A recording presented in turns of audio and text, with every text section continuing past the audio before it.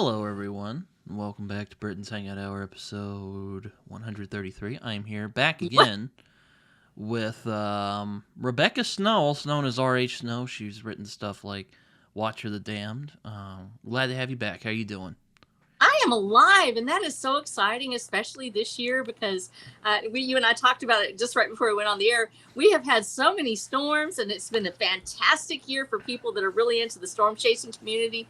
But I get to sit at home and try to get people to not get killed by a storm. So I've been directing my spotters to go everywhere, and it's just been wild. There's been so many storms that have been taking us by surprise. A lot of hail damage. A lot of tornadoes. Fortunately we haven't had a tornado out here, but we did have some massive hail damage. Actually, took out a large portion of my church's siding, so we're having to figure out what to do with that. So it's been an exciting year, and I'm very happy to be alive. It's all going in the book. Every time I get something happen to me here on the prairie, I like chunk it in there somewhere. So there'll be hailstorms in Rochester the Dam. I've already figured it out. So. Yeah, I know what you mean. It's been raining a lot out here too. No hail, at least not yet. Hopefully, but it's been raining a lot, and I'm like, well, April showers my ass. What, are you in North Oklahoma or Central I am Panhandle? in the plumb middle. I'm in Oklahoma City, All right, so really? yeah, Usually y'all get hammered. Usually y'all yeah, are the ones that get everything all the time. You've been very yeah. blessed. We're gonna. Yeah, I don't wanna jinx myself though, because Yes, weather can be yes, very unpredictable out here. yes. Um, but yeah, no, I've just been. But yeah, today was, well, not my last day, but it was basically the last day before the weekend for the radio internship that I'm doing. So I'm just kind of hanging out. Really? Yeah. What are you doing at a radio internship? What are you doing? Well, I'm mostly helping the country station people edit stuff, and I've even been on the radio a couple times out there. So Are you really? yeah. I'm a ham radio operator. Did you know that? Really, I did not know. What haven't you done? I You've know done a there's a lot. lot of things. Kilo Foxtrot 5, Charlie Bravo Bravo. I'll say that on the air. That should be okay. We'll find out. Welcome to the wonderful world of radio. And general license is also exciting. You guys do the broadcasting and everything like that, and it's so important. What you guys are doing out there, people don't realize that we still have an affinity with the AM and FM radio stations that are local to us, and it's a huge part of storm spotting and storm chasing. In fact, the when I do my storm spotting, which is with Limestone WeatherNet, we actually have the local radio stations pick them up, and it's really exciting when we see that. So it makes us excited when somebody uses our reports. So congratulations on your Thank you. radio internship. What are you Thank going to you. be doing? Well, I've been helping them edit their show, the country station show. So it's been fun. They use a lot of really old technology. Like they have like computers from the 90s, but they also have like Adobe Audition, and I know how to use that because I use Good. Adobe Premiere Pro to edit my videos when I need to or when I want to. Dude, sweet. Because I'll admit I can be pretty lazy. I don't really like to edit stuff. I mean, I do, but I generally try to, it's more about like trying to get stuff out as efficiently as possible than, Well, but I'll especially when edit you're doing stuff together. radio is actually, to me, I know people think of television as being fast paced, but radio to me is faster paced because frequently you'll get stuff while you're on the air, and you may have just a few minutes to make it sound good before you put it out there, especially if you're going live with something, and that doesn't happen as often now as it used to. But even with your local country music stations, things like that, you have those times when the local community needs that voice, and so being able to edit on the fly and do it quickly is super important, especially in radio.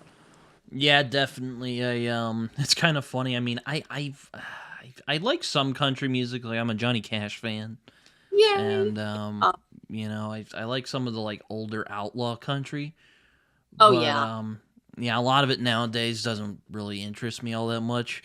Which I felt a lot better when I learned that only one of them was actually interested in country music. Everyone else was, I don't know. I guess they just like Well, doing the show, but it's a I'm, lot of fun. I've enjoyed watching them, and they've let me come on the radio a few times, which has been that's awesome. surprising to me because I didn't think I'd be on the radio. No, that's amazing. Actually, I have a friend that's in radio. In fact, it's our emergency manager, Matt Broughton, and he did our local radio station for a long time, and here in the county before it closed down. And so when you're doing that kind of work, and you get to where you know the music and you want to love it, but the stuff that right now, and I'll say this because you're in the country music business right now, that I've actually been on my brother's albums. I've been on 3 of them actually. He's Wayne the Train Hancock, and he's a Americana artist, Mm, and a hillbilly swing, and mm. I sang with him for several years. Actually, I'm on 3 of his albums, and so much of what's coming out in country music right now, it's some of it's very good, but a lot of it is so processed. I don't know how to say it. It's like music written by committee. It Mm. has the same 3-bar pickup, the same setup, the same bridge. So much of it's about, hey, I'm a country music star, which I really am not into that kind of. Drinking some beer and going Drinking on beer. tractor. You know, I'm just When you like, oh my god. you compare it to Waylon Jennings or to Johnny Cash, Willie Nelson, especially in his early years. Toby Keith, actually, his first forays into it were very raw and real. Yeah, Um, Toby Keith from Moore, my home state. yeah, I know. Yeah, He's, he's unfortunately and passed away some years ago. yeah, actually, that was one of the few. My daughter is a veteran of the Iraq War, and that was one of the few times I've ever seen her react to a celebrity's passing. Was Toby Keith. He was so beloved among our veterans. Anybody who'd served overseas during that period in the sandbox knows what a big part of the community he was, and he is definitely beloved and he's missed. Those guys had something real about them that really changed the way that I looked at country music, because I'd grown up with the classic stuff. I'd grown up with Johnny Cash and Roy Acuff, and all of the oldest stuff you can find. I mean, I it's was literally. I also like Hank Williams. I know the original Oh, Hank Williams. I know there might be some people who might think his music's kind of corny nowadays, but there's no. some really good songs that he did. Oh, Like dude, very good. I read them enjoyed as them. poetry. If you read them as poetry first, I actually have a book of Hank Williams lyrics, just the lyrics, not the music. It's just the lyrics, and it's presented as poetry, and it's very real. It's not. Yes, he has the fantastic hooks on his songs, Yeah. but when he sings, "I'm so lonesome I could cry," hear that lonesome whippoorwill. He sounds too blue to fly. The night bird sing this melody. I'm so lonesome I could cry. And he has this. I don't know if that's all the words, right? So don't quote me on that because we'll get copy struck. But Let's hope not. cut out now. It's that amazing ability to put the high lonesome sound into those incredible haunting lyrics is something that I think we're missing. We have a tendency to want to make a hit, and it's very formulaic, much like writing right now, where you have the 17 points and what the cat save, the hero saves the cat, whatever. It's so formulaic, it becomes so generic that you are expecting it. You no longer feel hit in the heart by a song. And when you hear Hank Williams the first time, that was actually my brother's big epiphany in music, was Hank Williams. That was his first real idol.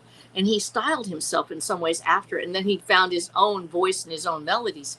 And it went more into the direction of blues and jazz as well as Texana. And Yeah, so his style.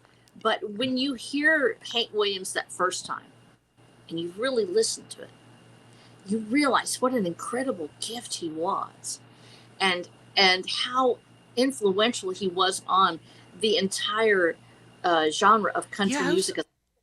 yeah. I don't mean to interrupt you, but I was surprised how influential he was. Like Bob Dylan was influenced by Hank Yes. Williams. Like most of the country guys who came after Hank Williams was influenced by him. I mean, his son became a pretty big country star in his own right. My Yeah. dad really likes Country Boy Can't Survive. And actually, I like the entire set, all the way down to Shelton. Shelton's his son, actually is friends with Wayne, or his grandson is Bo Cephas' son. And they're, as a family, they've really embraced that persona of the the broken cowboy, the broken singer. Not so much Western as it is. It's truly you can hear the hollers in it. And we don't get to talk about the hollers as much in Texas because we're sort of flat. But you do have that little tail end of the Appalachians there right in East Texas. But as you're moving up through Arkansas and the Ozarks and going up in Appalachia, there's a particular sound to that music that you can't replicate it. You can't replicate it unless you feel it. Mm-hmm. You have to know what it means to be alone in the woods crying because somebody doesn't love you. There's a place in the heart that comes from fighting just to survive and just having a chance to sit down on your own front porch, and maybe it doesn't look like much to anybody else, but you're looking at one of the most beautiful valleys in the world and it means something to you. That's what original country music was all about. And we still have great artists today. We really do. It's not. Yeah, I it's like not, Chris Stapleton, and if you want to talk about, like, I like his, he kind of is going back to that kind of what you were saying, kind of raw sound of someone like a Johnny Cash or, early Willie Nelson or nothing breaks music like not having ever experienced a broken heart. You can't sing country music without having experienced loss. There has to be something within it that really breaks down the soul. And once that's where all the music starts to come out, even the joyful stuff, we listen to something like Jambalaya by Hank Williams, the original one, and we how it's broken down. You got this wonderful poppy feeling to it, and everything's, they're kicking up their feet, and you're going to go pull the P-row down the bayou. You have this wonderful dance step to it and everything else. But on the backside of that is I'm So Lonesome I Could Cry. There's that haunted melody when he hits those high notes and he brings out that yodel at the very end. It's just this little lonesome song that picks into everything that he writes, even if it's happy or sad.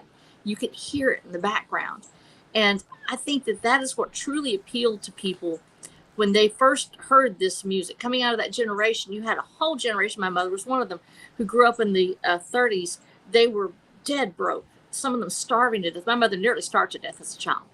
And she was a sharecropper's daughter here in Texas. Picked cotton when she was 5 years old. That music spoke to them, and she loved classical music as much as she did country, as much as she did anything else. But she appreciated something that was raw on the inside, that had a place where hunger existed, what it meant to actually fight for survival and love and acceptance, and to be dirt poor in a world that expects you to be rich. And the truth is, there are a lot of us still out there. I'm land rich, if you think about it that way. I've got 36 acres here in Texas. I've got this wonderful view. Nobody can buy it. I don't have a fancy house. I got this little metal building that I'm living in. I call it the Wonder Bunker. I built it myself, though, with my own two hands. My husband built it, even after his wreck. We created this. We don't have a dime of debt on it. And in fact, it's the community that came together to help us build it. It's mine. But there's a certain place in the soul that you recognize that authenticity in the singer that goes so far beyond what just a person making a song wanting to write a hit can get from it, that it lingers in the mind afterwards. And all the great songs that Johnny Cash wrote, for instance, little guitar, flat top guitar, where he talks about being that boy that gets up there and plays this little song, and you first get up on the stage and somebody wants to hear you. And songs, How High is the Water Moss, 6 Feet High and Rising, you have to have experienced that to understand what it meant to look out and to see the water rising, and you can't get out of your house and you may die. And we've had a generation now go through that now. They want to hear singers and songwriters that have lived life, that have experienced real heartache and pain and loss, because they have experienced heartache and pain and loss. And when it doesn't match their experience, when they're listening to somebody that's talking about, hey, ain't it great to go get drunk and I'm a country music singer, you know exactly what I'm saying. There's I know what you're talking about. Yeah, it's a lot of the country music I don't really like. It's okay to sing about your own experience as a singer. part of who you are. But when it becomes everything, is like, hey, I'm on the road and let's all sing this song. It's kind of it's like I don't mind like fun music, like that's fine. But well, it's like when it becomes a trend, you're just kind of like, man. If that's all you do, and if that's all they're singing about, I think they were trying to imitate the fantastic Jimmy Buffett. Jimmy Buffett's another one I absolutely love. My dad loves if you can see that shirt pillow. My dad wore that when I was born. It's a Jimmy Buffett. Did he really? Yeah. It's your name is Jimmy. Yeah, it was a big parrot head. When we go to Florida, there's a place called Margaritaville. They have some excellent hamburgers over there. So that's what I heard. My daughter actually lived in Florida for a while. She was a huge Jimmy Buffett fan. And of course, I heard him originally on the radio. And yeah, he was very bummed when he passed away. Oh, he was. I actually mourned that guy. Good golf music, I've learned, because me and my dad will go play golf from time to time. And he's like, I'm going to put on some Jimmy. And I'm like, all right. Usually playlist is Jimmy Buffett. Jimmy Buffett, more Jimmy Buffett. Yeah. It's good golfing music. It kind of has that relaxed, kind of. It's a vibe. It's good summer. It's good summer music too. You get I always I joke with him because my dad also loves Steely Dan. Oh yeah. And I'm like, Dad, this seems like good music. You go to a pool, you lay down in like a little floaty, and you just get drunk. And he's like, yeah, that's about right. So. No, seeing that once again, you're talking about authenticity. Jimmy Buffett is writing about that. You're talking about fun. Yeah. And he writes about the fun, but he's actually living the fun. But it's not as a rich guy and I'm going from town to town on my bus. Yeah, he just seems like a regular dude who just, like to have a good time. Yeah, he's kind of like the Grateful Dead, but just one dude. It's like, he's got, and yeah, parrot heads, they would go from show to show. Same thing with the Grateful Dead. It was an experience to go be in it, to be a part of it. And so I have never been to a Jimmy Buffett concert. I've never been to a Grateful Dead concert. I have been to dives and honky tonks and sung in several.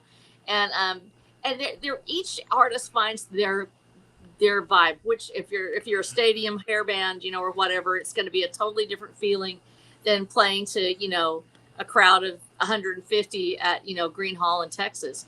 It's a whole different emotion. And for each artist, I think it's about the authenticity of that singer, that songwriter. And there are people that are wonderful stylists. All they do is cover somebody else's songs.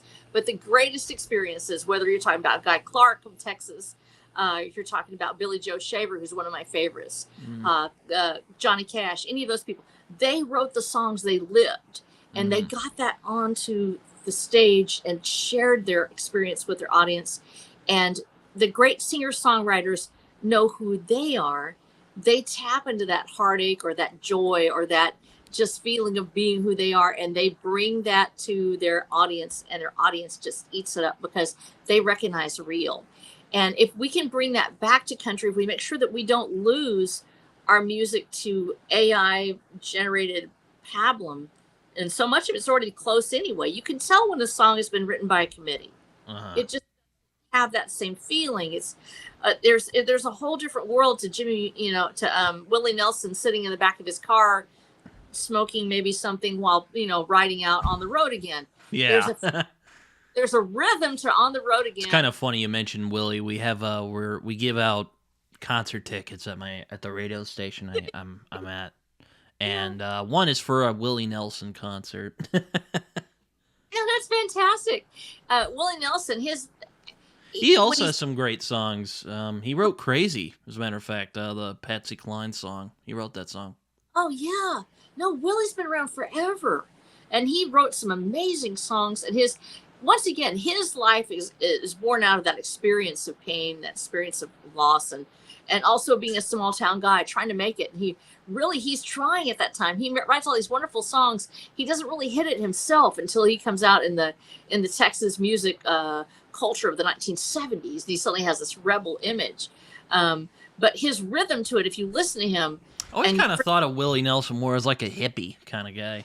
Sort of it's Texas Outlaws music, which is part of that generation. Waylon Jennings is one of my favorites. They said they have a rhythm to it where if you listen On the Road Again, there's actually it sounds like wheels hitting the road. That's the reason like it does. It doesn't just have that funky backbeat. It's actually got the rhythm of the road in it. And when he writes it, and he's just sitting back there strumming, and they're doing this down the road, that is, in fact, it's much the same thing in the Traveling Wilburys, and what's the one that they did with dang it, it was not Bob Dylan. It was it Bob Dylan? It was in the Traveling Wilburys. David, hit me. Roy Orbison. Thank you. And it was right before Roy passed. And they have that same rhythm when they're singing. I think it's on Down the Line. And so you have this certain rhythm to the road that if you haven't traveled a lot, if you haven't been out there on the long trips in this bus that sort of has this vibration with it, you won't be able to capture that. But when you're sitting around with your friends and you're actually doing this, that is something that AI can't replicate, and that a committee that gets together in studios to say, hey, we got to write a hit, it's not there. Mm-hmm. And so we want that authenticity with the authors, with our artists, with our singers and songwriters. They bring that to life in such a way that we're going to find that I think that the humanocentric artist, mm-hmm. whether it's music, literature, physical media, digital media, also in YouTube as well, when we're talking about streamers and people being a real human instead of an AI generated human, which is now beginning to become a thing, people recognize it. And mm-hmm. bringing that authenticity, the rhythm of actual human experience, is going to become the hallmark of this next age. Flaws are going to determine whether or not a person knows you're human. The little bobbles, the little mistakes. And of course, AI is going to get to a point where it's going to imitate that. It's going to try to find a way to imitate human rhythm. The human rhythm is filled with flaws, just like people are. We have our own errors, our own sufferings. We have our own breaks in our own humanity that make us appear imperfect. And that is a sign of our humanity. And I think that that's going to become something that people will seek out. It becomes part of that handcrafted spirit of art that you are sharing when you do your shows. And most of our writers are desperately trying to keep a hold of it right now. There's a lot of pressure out there with singer-songwriters, with literature, with any of that, where we are under pressure to create something quickly, make it sound awesome, and we go, okay, wait, I can just put in a prompt and it'll give me back music. And that's fun when you're a person who's never been able to play and you just want to say, I want somebody to sing a song about a cat named Jerry and he's eating bananas. And you put it in and suddenly it brings you about a cat named Jerry eating bananas. But it's different when we're talking about people who have lost the ability to be creative, who have lost the ability because they never exercised that muscle to go out and try to get their brain around a lyric and to actually pick up an instrument and play and to create music. I don't want that to be lost from this world. I don't want it to be lost from our writers and our artists who pick up a brush and they're up against, an AI that's cranking out, something in 30 seconds, but it misses the gleam in the eye of a human that is actually in love or has experienced pain. And I think that what you're talking about with country music is part of what we're all sort of feeling, that separation between what they're selling us as literature, what they're selling us as culture, and what we actually want to experience.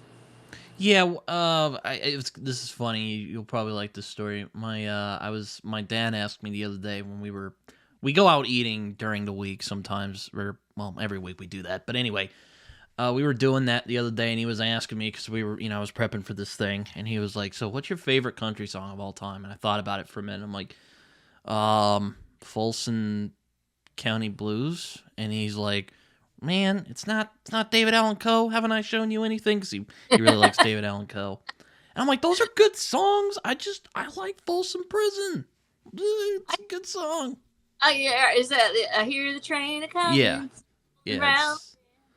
Johnny Cash. Lights and Lord, I don't know when. Yeah, it's that, and it's actually one of my favorite live albums too. When Cash actually went there. Did you? Or no. I mean, Johnny Cash did in the 60s. I see where he was. I was saying that's dedication, man. Yes, or a group in that album, especially Boy Named Sue, where he like, I'm the son of a, and then he says the actual word that wasn't. And it said, "Did you Sue? How do you do? Now you're gonna die. Yeah, That's Shel Silverstein wrote that. I'm like, huh, crazy. That's like the huh. most ever. He literally got up there and sang that right off the cuff. He was up standing in front of these guys, and if you'll see, if you watched it, actually watched all that, they bring it up and stick it on like a card right in front of him, and he's just playing it as he goes. That's why he gets out of rhythm in that one part, and it's sort of, you can tell, and at the same time he just keeps rolling, and it turns into this fantastic hit for him. And I Yeah, got a call. it's really good. That and like At Fillmore East are probably my favorite like live albums of all time. Of course, my favorite song, and I'm not gonna be able to live if I don't say it. Johnny Cash, I know it's a Chris Christopherson song, Sunday Morning Coming Down. Absolutely one of the most fantastic songs for, and actually that has that California feel. And I know that, Chris Christopherson, is of a different generation than Johnny's first group of songs. But Chris has that lonesomeness that's there. And once again, this is about authenticity. He knows the life. He's been there where you're so drunk and so hungover and you find your cleanest dirty shirt. That is a brilliant line. It's just incredible, the way it grabs the listener, because everybody's been able to just reach over and this is all you've got left. You don't even have a dime to go to a laundromat. You've been addicted, or you've been high so long you no longer remember what your name is, and you go out and something reminds you of what you were, of what your life was like. Sunday Morning Coming Down is such an incredible portrait. He also did a really good cover of I'm So Lonesome I Could Cry. Like he was doing some covers towards like the end of his life, Hurt is the one everyone remembers. Yeah. But is a tour de force. It's his song now. I think Trent Reznor even said that was his song now. It's Johnny's song, and it really encapsulated that. The Americana albums, his some of his greatest work is at the end, and that's that's when you realize the voice is cracking, and the ability to hold those high notes or to power out the message is gone, but the soul is pouring through. The same thing happened with Billie Holiday as she was going so much further into her journey of addiction and hopelessness and longing, and her voice becomes so tenuous, but the soul of it becomes so powerful that it actually, her last works are her greatest. Yeah, like Elvis. I remember watching I think it was like one of the last concerts he ever did. It's a tough watch because like it's you can tell he's actually ill at that point. But he's man, he could still belt him out like it was going out of business. He never really lost that touch, and he's like many of us. He got in trouble with what he was running around with, and he had been he just had gotten heavier, and it was hard for him to do this thing. And honestly, he had a lot of people mismanaging his health, and I think that was the biggest issue for all of us. It's just indulgence. It literally caught up with him, but he still had that magic too. And part of his was just the sheer joy of being on stage. He was truly a performer. He loved what he did. He never ever stopped loving being on stage. And I think for so many artists, we have a couple. Robert Earl Keen is one that's taken off. They have to know when it becomes too painful to be on stage, when it's too hard to continue. You get older. You can't get up there and play like you used to. You have to learn how to play differently. And for Robert Earl Keen, he has a certain type of style that he does where it's hard driving. He actually sings Amarillo Highway is one of my favorite songs. And he has such a driving force to it that it was hard for him to make that reconciliation of not being able to do it that way anymore for his fans and for his people. On the other hand, you have more introspective, and he writes some introspective songs. He does some great stuff. Mm-hmm. But for Guy Clark, who goes more towards that introspective style, it's much easier as an aging artist to come up on the stage and you just play those ones that have a flow to them that they feel more natural. And as an aging artist, and I'm an aging artist, I'm 62. Me singing songs and doing the work that I do at my church, I had to change the way that I sing because, like I said, I'm actually a lot of people know that I'm actually on the top 100 women in blues. I'm in the anthology. If you go on online and you look up Rebecca Hancock Snow, I'm actually listed as one of the top 100 women for the song "Summertime" that I sing with my brother. And my voice at that time was so powerful. I mean, I'm just listening to myself. And that was one of the things I prided myself on, was really being able to basically peel paint off the walls of any venue that I was in. I didn't have to have a mic. I didn't have to do any of that stuff.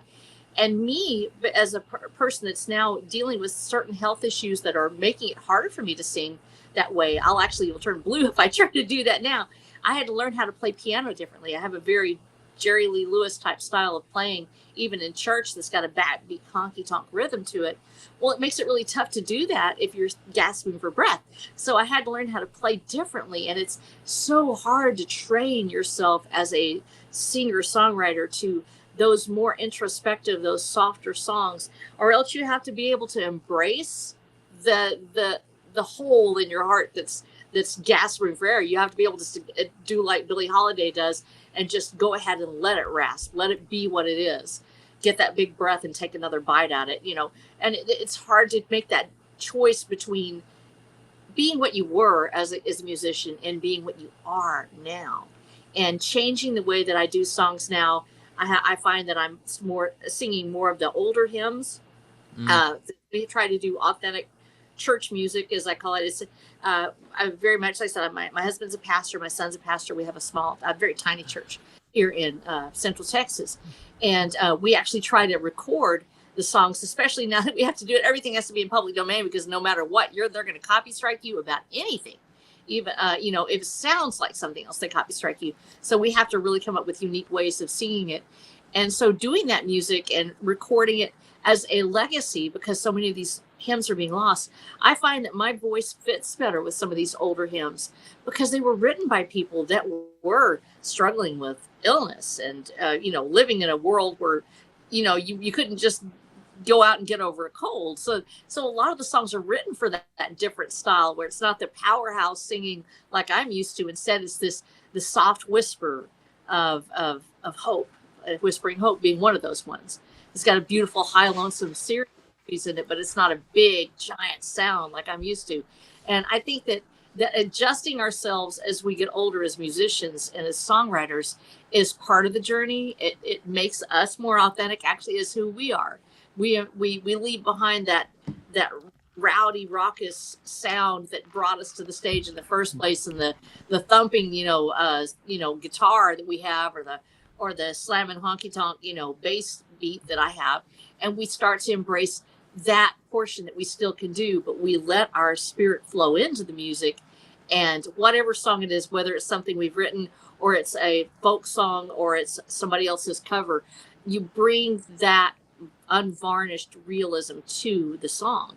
And there's a place for us as we get older. And some artists prefer to go ahead and stay with that persona that they've created. And then there's others that just, want to go ahead and be who they are. They can't leave the stage no matter what. And when you can do it and when you have to walk away is part of the battle.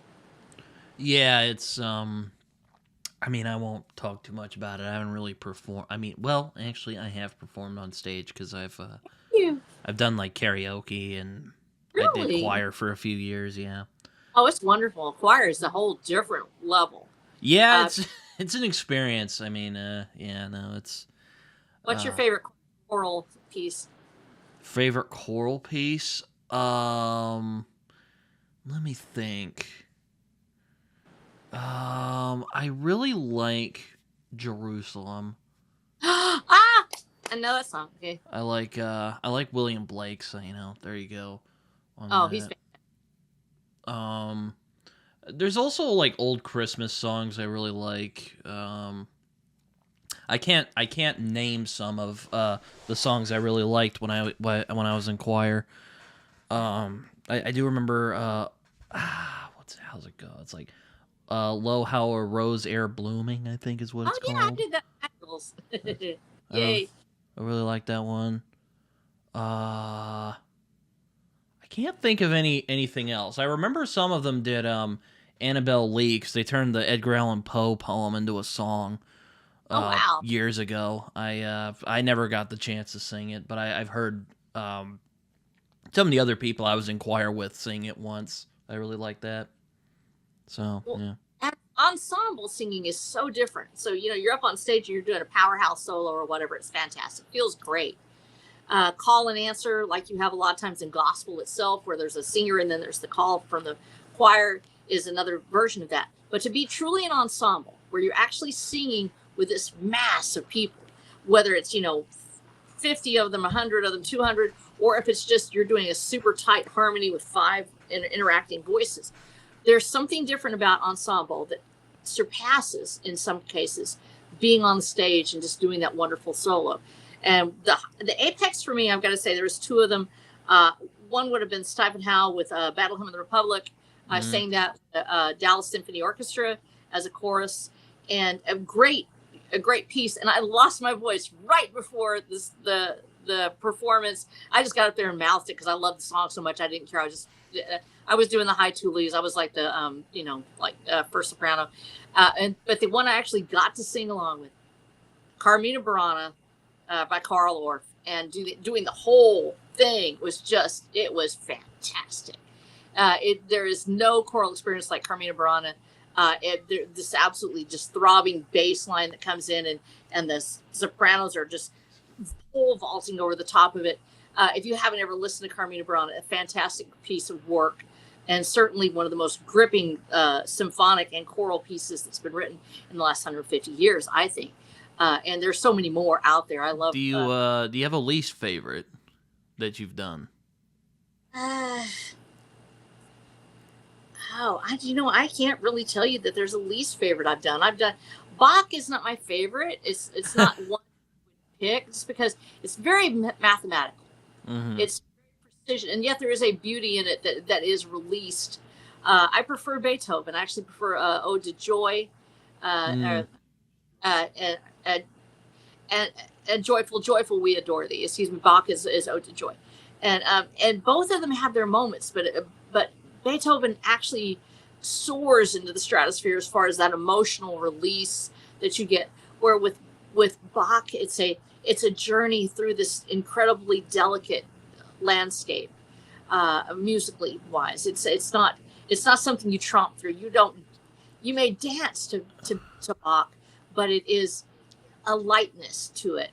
And with Beethoven, he steamrolls into it, just rolls over this entire orchestral piece, and it just pours out of him, and it's such a fantastic piece of work. So I would say probably, as I go back towards, and I did do madrigals. I actually really enjoyed it, but I loved it. I did it for the Christmas shows when I was in college, and it was it was more about the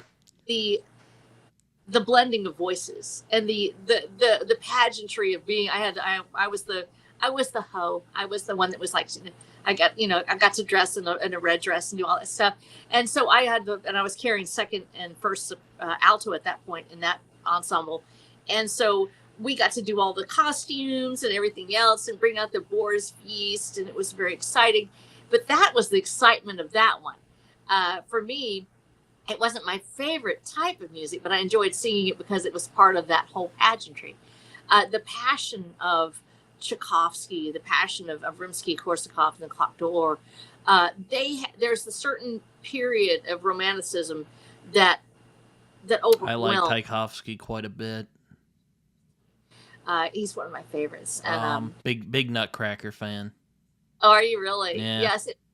It was, see, once again, there's that Waltz of the Flowers. There's that throbbing bass backbeat. When you're coming in, there's this da da da da da da.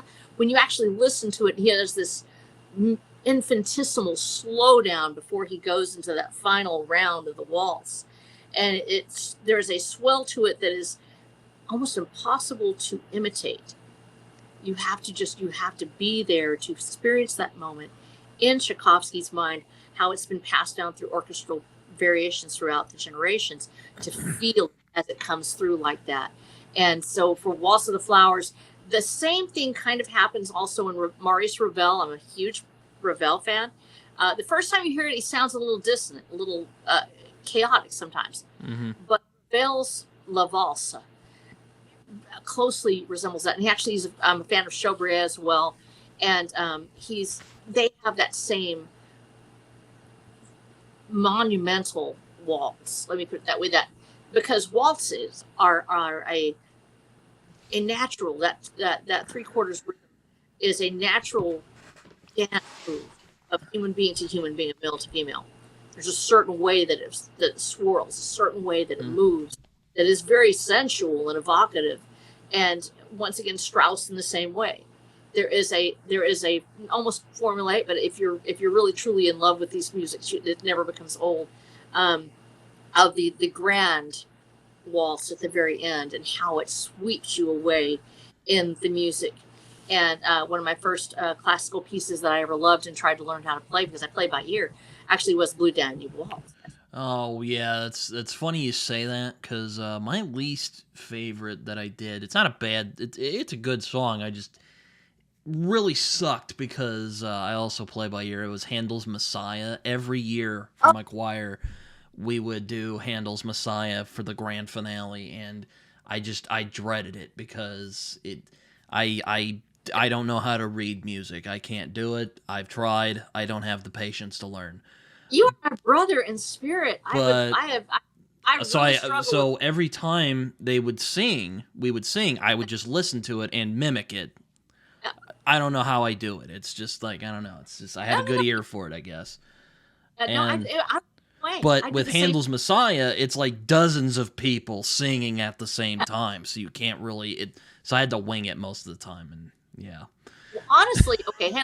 What song were you doing, first or second tenor? Or were you doing? I was on bass, baritone mostly. Dude, you were doing the boomies. Yeah. Okay. Well, the part about it is hallelujah. Yeah. So yeah, that's how. Yeah. You can. I still remember that. Good job. It's fun. I don't get to meet very many choir geeks. And also there was a lot of oh Lord, like Hallelujah, Praise the Lord, or something like that. I can't remember now, but I remember just going like, oh no, this is. Yeah, I never told anyone that I listened by ear, because we would do it by sheet music, and I'm and I'm like I'm not gonna I was a problem child in choir, and I will say that honestly, I kept at it for years and years and years, and I was always, first of all, I've got too much of a vibrato.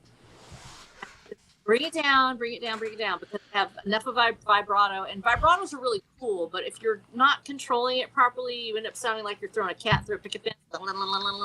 And I didn't want to do that, and so I would frequently get out of tone with it, because it would sound like you're going flat if you have too much of a vibrato.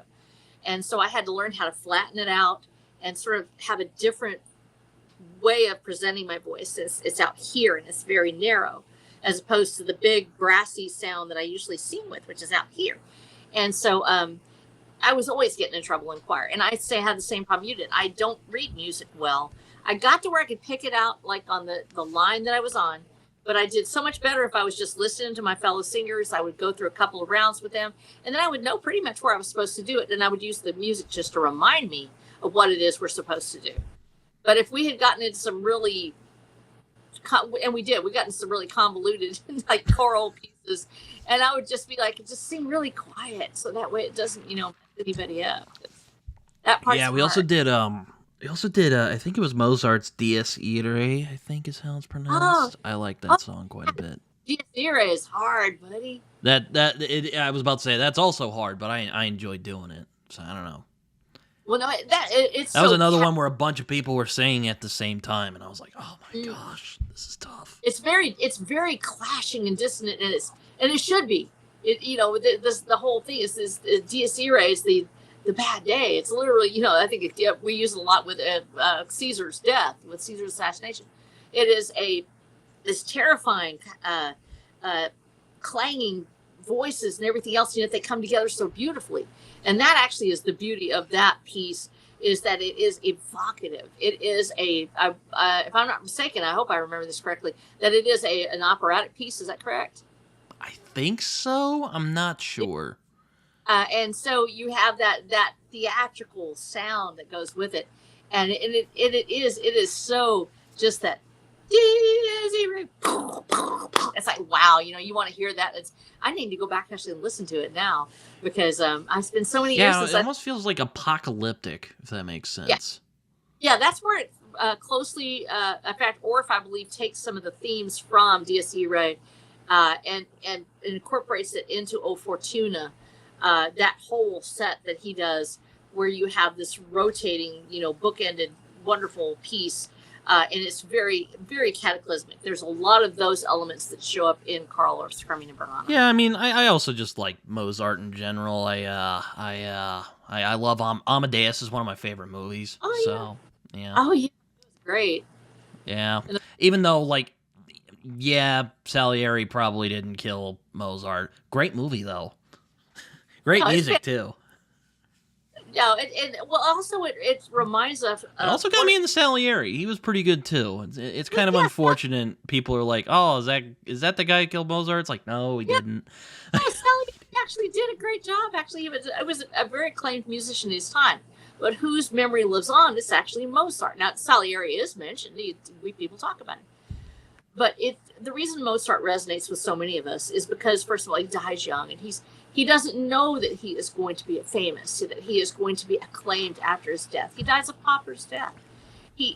I think that this is something that so many of our authors and musicians and artists need to remember. The majority of the music that we have now is not necessarily what was popular at the time it was written. Mm-hmm. Same thing with our novels. The same thing with our stories that we love. I mean, somehow Conan lasted through time. I can't explain it, but Yeah. Well, one of the reasons why is because it's a permutation. It starts off in the pulps, and it's pieces, small pieces. I thought you'd appreciate that because Robert E. Howard was a fellow Texan. Yes, he is, and his breadth of his work. I love his funny stories that he does, the cowboy stories that he does in westerns, the dialect he uses dialect, and it's just fantastic. His rhythm to his dialogue and how they talk to each other, and absolutely just trash talking each other. And the funniest things that are said are in his westerns. We really don't see it as much in Conan. In Conan, he has a very serious tone because he becomes Conan. He becomes that narrative voice is basically Conan. And so in his Western stories, the shorts that he wrote, the dialogue is boisterous and loud and fun, and it's there's a whole different feel to it, but it's the descriptive nature that remains the same. And so he really gets his chops when he's doing these pulps, and he writes this other story. It's the story of Conan. He's selling it. He's able to make this incredibly memorable character, along with Solomon Kane and others, that hyper masculine hero. Mm-hmm. Yeah. Who at the time the world is turning towards three-piece suits and trying to be civilized and trying to make their way back to being a proper civilization. It was what America was doing at the time.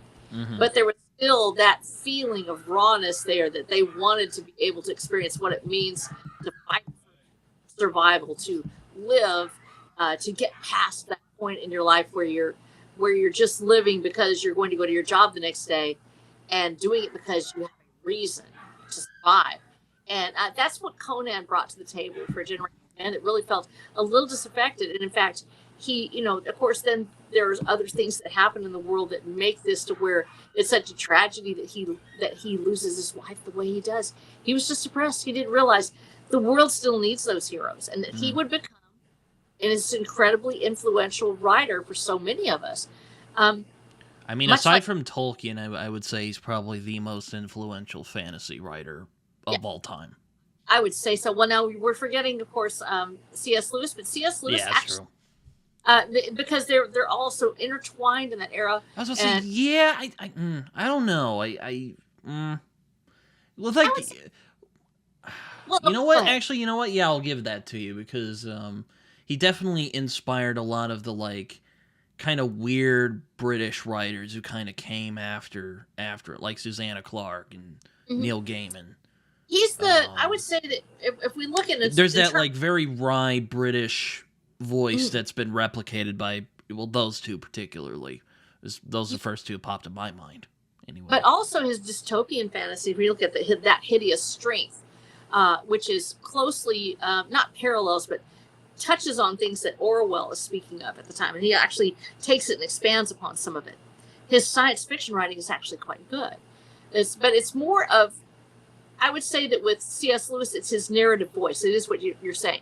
That narrative voice is almost inimitable. And you can, when you hear C.S. Lewis speaking any of his books, it sounds like C.S. Lewis, no matter what you're reading, letters, or if you're reading Narnia, it sounds like C.S. Lewis.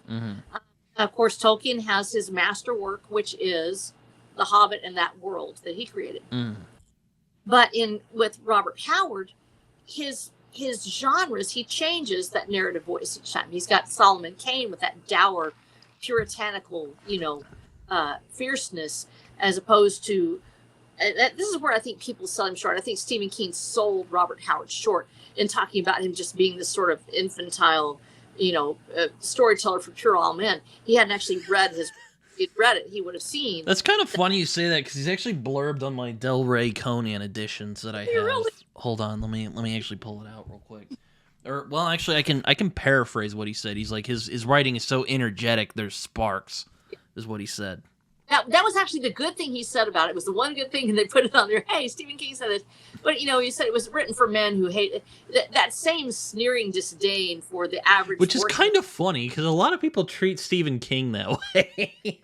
But you have to appreciate what he does well. Yeah. And fantastic. I think he has a little. He's actually one of the few that muddy middle is not a problem for Stephen King. Muddy middle doesn't happen for him. He's got this fantastic arc that he'll go through. He has a hard time sticking the landing sometimes. Yeah. And especially in, the Dark Tower series, that was the way I became actually aware of Dark Towers, because somebody said, Watch of the Damned reminded them a lot of Dark Tower. And I'm like, okay, I guess I got to watch it. But then I heard so many people, I hated the ending, blah, blah, blah. I actually like the ending. I think the ending's actually pretty fitting. It's some people love it. Other people, it's like, oh, that's really innovative. Here's this world, the Song of Roland, basically being told again. And a lot of Stephen King's works, the author is a godlike figure. It actually presents in the world itself. And when you appreciate that, when you recognize that it's a running theme in his work, for instance, in Ulysses Gold and other things like that, there's a theme that the author is actually creating worlds, that he's a god. And it intrudes upon the lives of your characters when you do that. Then you're aware of it. You're not just waiting for the characters to take care of themselves. The author is going to become a character in the story. Yeah. And so some people, they love that. Others of them, it's not really something they wanted to hear. They don't want that sort of God in a box to happen. But that's the beauty of writing. You can find someone out there who is going to love what you write. You can find someone out there who is going to love your style, your verse, if you will be true to your own authentic voice, just like we talked about with music and everything else. The narrative voice that you have as an author needs to be presented. It needs to be given out. It has to remain real. You can't change it just because you like to sell a book. You might sell a book. You might be really popular right now. We talked about this with another author was talking about the fact that if you go out there and you do these, if you try to go into regular publishing, you've got maybe 3 months to get your book out. And it has to be relevant what's selling right now. They want it to sell right now if they're going to publish it. So they look at other things that are selling right now. As a result, it echoes each other perfectly. This book is selling, so we're going to make another one just like it. And you get 3 months to try to get it out. So it's very topical, very fast. And so if there's certain things that are more accepted right now, for instance, romantasy or something like that. If there's romantasy books that did great, then there's going to be 300 of them. And out of that 300, maybe 2 or 3 will rise to the top. Same thing with you have lit RPG. So if you have Dungeon Crawler doing really well, there's 400 of those out there, and they'll pick 1 or 2. But it took one of those to begin with, something original and different, to start that trend, and that isn't rewarded in your regular publishing right now. So that narrative voice that you have, if you have an unusual narrative voice like Stephen King did, he came in a time when he could use that. But if you try to just break in and use your own voice right now, you may find that you're not going to be accepted in regular publishing. So you have to make a decision. Am I going to write something that will sell right now and maybe get 300 to 1,000 copies? If you're lucky, it'll get 1,500, and that's when you actually sort of start getting on somebody's list. But the chances are you won't. And maybe it'll sell that, but it'll be forgotten because it's very topical and it's related only to what's happening right now. Or are you going to make something like Tolkien made, or like Dark Tower, where it is something so unusual and different that people are still talking about it 40 years after the fact, 50 years after the fact, that it's different and unusual enough that it's not locked into a particular time frame. And can people still talk about it half a century from now, 100 years from now? There are books like that. And I think that was one of the things that came to mind for me when I was gifted with this storyline. I wanted to be able to create something that would be remembered 100 years from now. And I wanted it to be original. And I had this vision, and I knew that there wasn't going to be a publisher out there that was going to pick it up. And so I was like, you know what? We're just going to cut out the middleman. We'll just go ahead and go straight to indie publishing, because I want this to be a real experience for me. I want to be able to write the story the way that I hear it in my head, for good or for ill. And it turns out that I found my audience. I found people that want to read it, that love it, that they picked it up and read the entire series. And there have been several of them. And I'm very excited about that. I'm not a huge author by any means, because I said I don't have a marketing that's put into it yet. I'm waiting for when I get my series finished, which is 12 books long, and I've got 3 more to go. I'm rolling through them right now. And as we get finished with the series, then we'll start marketing. But we've already been able to sell 1,300, 1,500 copies of all the books that we've had. And that's actually extraordinary, considering that a lot of published authors will never get that much. So deciding to write a story that if I'd gone and said, I want to write a story that's going to sell right now, I want to get published by a publisher, I would have had to write a story that fits everybody else's genre. And I never would have gotten a chance to experience what's happening to me now. Even without marketing and everything else, I've already broken into that realm. It's not huge, but I did it on my own. I was able to, with the help of my readers, because you can't do it without your readers. It was literally word of mouth. It's incredible. But because I was true to the vision that was given to me, and I decided I wanted to write this story instead of get published or sell a book, I was able to find the audience that was waiting for it. And I think that encouraging artists, musicians, writers, streamers to present their vision and to stick with it. It's okay to try to market it. It's okay to, do something you think is going to make it an easier product to sell. But don't ever be untrue to it. Mm-hmm. You are that product. Eventually, you are the one. If you try to change yourself to please someone else, eventually you're going to lose your own soul. You're going to lose your own humanity.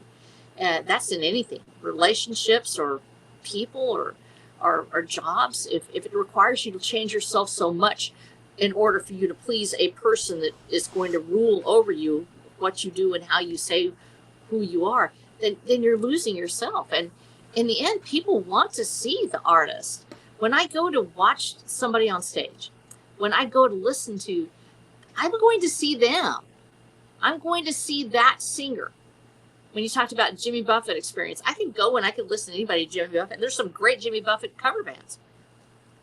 But to watch Jimmy Buffett was the goal. It was to see him on stage, to hear in his own voice the songs that he wrote and how he described being on that little boat and sailing. And I could feel what it meant to be in Florida on a little boat. Just life with no care. That's what our readers want from us too. They are looking for that voice. And when you are true to that voice, you become the best author that you can be for you, then they come back to your books. They want to hear you tell them that story. And occasionally you'll find authors that they wrote that one book. It was the one. The Yearling is one of them. She didn't have to do anything after that. The Yearling was fantastic. It's like, hey, whatever, and it was there. And she was pretty much she was happy with that. That was her life's goal. And then there are other authors that they can write any book, Robert E. Howard being one of them, that no matter what, I go and I pick up Robert E. Howard, and in the background, whether it's the funny Robert E. Howard or the serious Robert E. Howard or the puritanical Robert E. Howard, I'm hearing his voice tell me about this wonderful character. I'm hearing the same thing with Tolkien. I hear Tolkien. His narrative voice is so powerful. And I've loved it, and everybody raves about Tolkien, but there's a reason. Not only does he have this wonderful book that he wrote, this wonderful world that he created, his narrative style is so compelling. He's telling me the story, and whether he's telling me about Aragorn, or he's telling me about Sauron, or he's telling me about Frodo, I hear the narrator's voice. I know who he is. He's that friendly, familiar voice whispering in our ear, telling us to go see what's happening in Shelob's lair. He's telling us to go through Moriah, and you're going to come out the other side. He's with us constantly as we go through. And I think that fight to eliminate narrative voice, a travesty, because it actually is playing into the idea that we're just going to feed storylines into an AI and it's going to print them out, and nobody will care about a narrative voice. They're trying to erase the author. That's interesting you say that, because it makes me kind of, that's why I think that, you know, the idea of separating the art from the artist, I think is kind of, I don't know if I'd say stupid, but I don't really care for the idea, because it's like, well, a piece of art is a part of the artist. You can't just, you know, just because they do, and generally this is talked about when an artist does something, you know, objectionable. Yeah. And I made a video about, I made a video called Death of the Artist is a Load of Crap. And, you know, it was a bit of a provocative title because I was trying to get people to watch it, to be fair. But I was kind of like, no, I always, because like, I can't help but think that, like, a piece of art is an extension of the person. You know, now, of course, the audience, you know, I think of it kind of as like a symbiotic relationship of sorts, if you will. So I'm not saying like the audience's interpretation means nothing. Like the author is the only, you know, voice that matters. But I do think that the author's expression, what they think about their art, I do think it matters. And I think a lot of people don't really appreciate that nowadays. And I also... Sorry, I didn't mean to interrupt you. I believe that it is part of who they are. We do have, you can pick up a book and read it and not know anything about the author, and it's fantastic. You may pick it up and just absolutely love it and know nothing about the author themselves. But the chances are you're going to want to know something about them. You're going to want to know about their life, how they came up with a story. You can't read House on the Prairie or any of those books without wondering, what happened to Laura Ingalls Wilder? What happened after the story? And you go back and you look. You want to find out. Sometimes stories match our ideal of what happens to the author. A.M. Milne's with Winnie the Pooh is both beautiful and at the same time tragic because of his separation from his son, and that strained relationship that happened afterwards. It doesn't change the beauty of Winnie the Pooh. I can sit and love Winnie the Pooh and never know about A.M. Milne's personal life. But once I do know, it affects the way I see it. There's a poignancy there. And I think that you can try to separate the art from the artist. You can go ahead and say, you know, I'm going to attempt to not have, you know, this thing that happened in their life or this controversy separate me from this piece of beauty that they may have created. But in the end, we really are giving people a piece of our soul.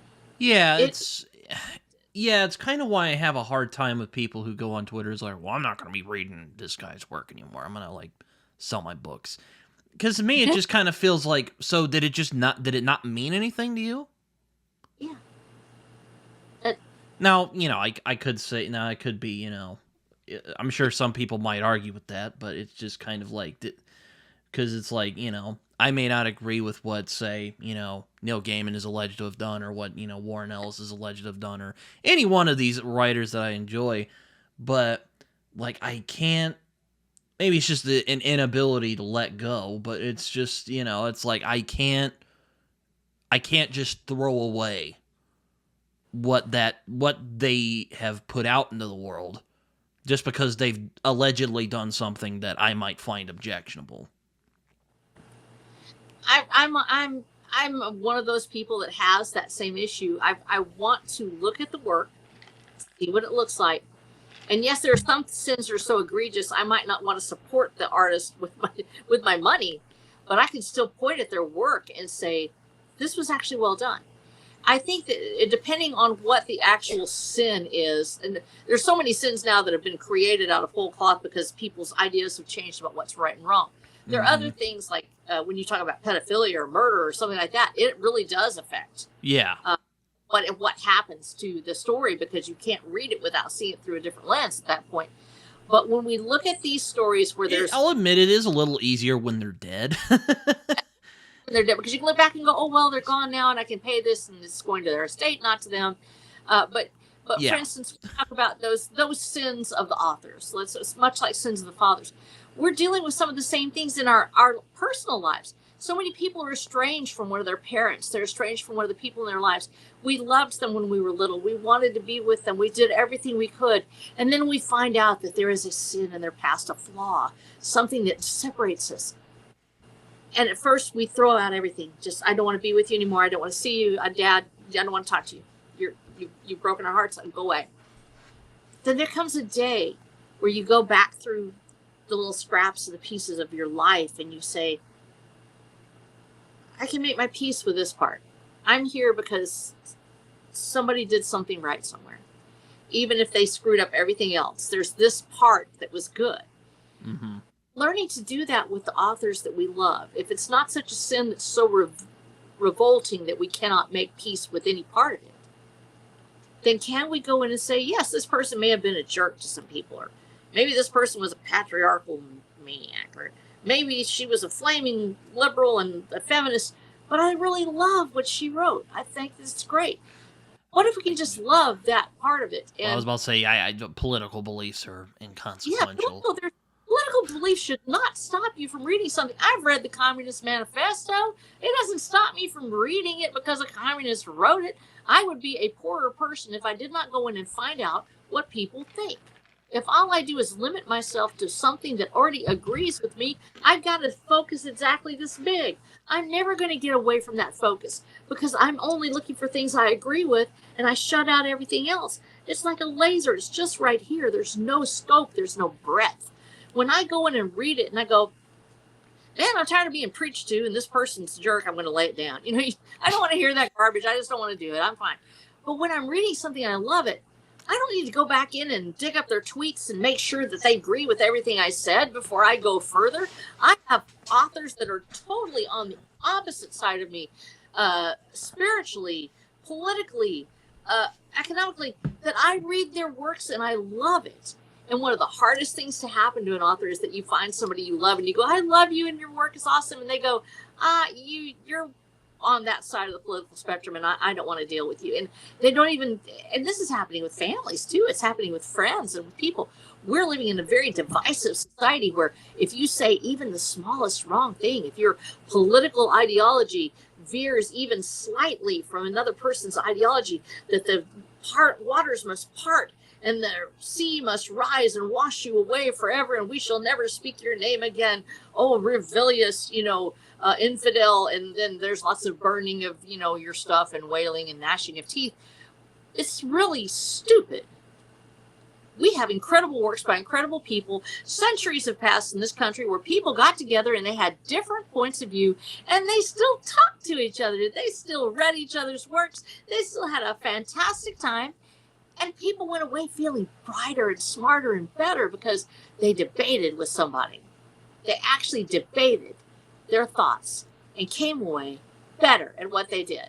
Mm-hmm. And this segregation of minds, this absolute polarization of thought to where anything but my own thought is against all that is good, is a terrible way of thinking.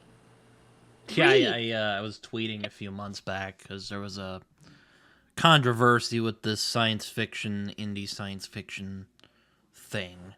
Uh-huh. I was kind of, I was feeling snarky that day, and I'm like, well, guys,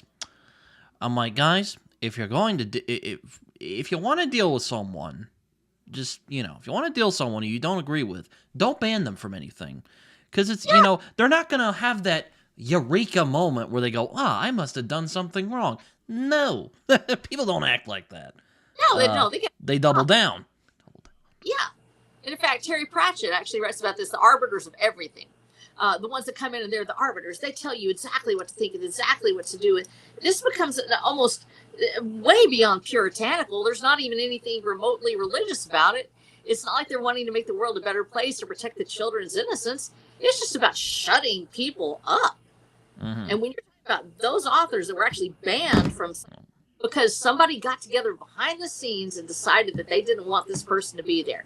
That's just mean girl garbage. It's just pure infantile, acting out, trying to cut someone out of the herd because you don't like what they said on a different platform under a different name, or even at home by themselves, or they went and they voted for somebody you didn't like, or they did something that you heard was going to make them be a certain way. And suddenly you're going to not only roundly condemn them, and you have a right to say whatever you want to say, but when you decide that you are going to absolutely shut someone up, where they cannot even show their face, where you literally walk in front of them shouting, shun the unbeliever, shun the unbeliever. When you do it at that level to where everything must be in lockstep with you, you have become the new fascist. And if you do this, in order for you to gain power or control through intimidation and denial of speech, then you are the fascist. No matter what you're saying, no matter who you're condemning, that is fascism. To shut down free speech is fascist. And that is a power move. And it happens whether you're looking, and we talk about fascism, it is a particular type of dictatorship. Communism has the same thing happen. When you have people that literally say that you shall never speak except what the party line wishes you to speak, that is a type of fascism. It is dictatorial. You cannot be that person. And we can all say, oh, this is a terrible thing what's happening here. This is a terrible thing what's happening there. We can disagree. We can fight about it. We can argue over it. But when we become the thing that we are accusing other people of being, when we become so enthralled with our own power that we love to go behind someone's back to destroy them, that's not a virtue. Hate is not a good thing. And if you're hating someone because someone told you you could, if you're hating someone because somebody said it's okay for us to hate them, they're not like us, then you are a bad person and you should stop it. No, you also mentioned this kind of, I don't want to say like death of uniqueness, but I thought it would be interesting to kind of jump off that a little bit. That I find that like there aren't as many unique artists out there today. I mean, they do exist. I mean, you know, Alan Moore is one who kind of pops to my mind as like a guy with a very like distinct, you know, I don't know what you think about. I mean, I don't know if you read a lot of comics or are familiar with who Alan Moore is. But I find that art is kind of getting lost. You know, like Cormac McCarthy died, I can't even believe it, almost 2 years ago. But that's what, and I still haven't read Blood Meridian. I still haven't read it. But I did read All the Pretty Horses, so that counts. Fair enough. That's a good book. I enjoyed that book a lot. Also takes place in Texas. There's so many freaking Texas books out there. Anyway, like he died, you know, and like there's not as many like great artists out there who have like that real distinctive voice that everyone remembers. I mean, you know, I know the kind of indie self-pub thing kind of blew up because people were just like, you know what, we're tired of this crap. We're tired of this gatekeeping crap. We're just gonna do it ourselves. And you know, I've been reading some indie stuff this year, and there's been a lot of really interesting, you know, I mean, most of the indie stuff I've read, I've enjoyed quite a bit. I don't know if I would put them up there with like a Cormac McCarthy or J.R.R. Tolkien yet, but there's some really unique, interesting stuff that's been put out there by like indie authors. I mean, I haven't read your books yet, unfortunately. I hope to rectify that at some point. I know you've been living life. Yeah. But no, you're right about this. It and there's a flood that comes with like that. The most exciting thing about this period is it is a renaissance of sorts. People suddenly thought, I'm going to write, I'm going to create, and yes, there's a tsunami of content. Some of it will be good, some of it will be not so good.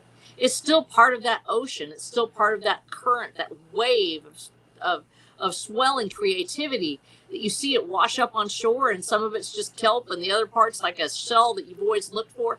But it's part, that experience is more than just the reading of the book itself. It's watching people become creative, be joyful about writing a book. And do you realize how long it's been since somebody's like, I want to write a book, and go out and just do it, to actually make themselves do this thing. And it's chaotic and wonderful and brave. And yes, the parts that maybe aren't as good, and we say as good compared to what? well, this is subjective. On the other hand, there are certain things that we say, maybe it's just missing. It doesn't quite have what it needs to really be a polished piece, or it doesn't have quite what it needs to really come together as what we would call a great American novel. There's still joy in it. There's still that rambunctious innocence of a person realizing that they can create literature. It's kind of like the first time, if you've ever heard a children's choir, they yell a lot. They hallelujah, hallelujah. They don't really get on key. They're kind of a little bit off, but there's a joy there that absolutely reverberates through the entire piece. So much so that you really don't notice that they're flat. Instead, you notice that they love the piece, and you're waiting for the day that they actually get so fantastic that they're hitting on all cylinders and they're coming up to that bass line. Our Lord, our God, omnipotent, great. You're that part.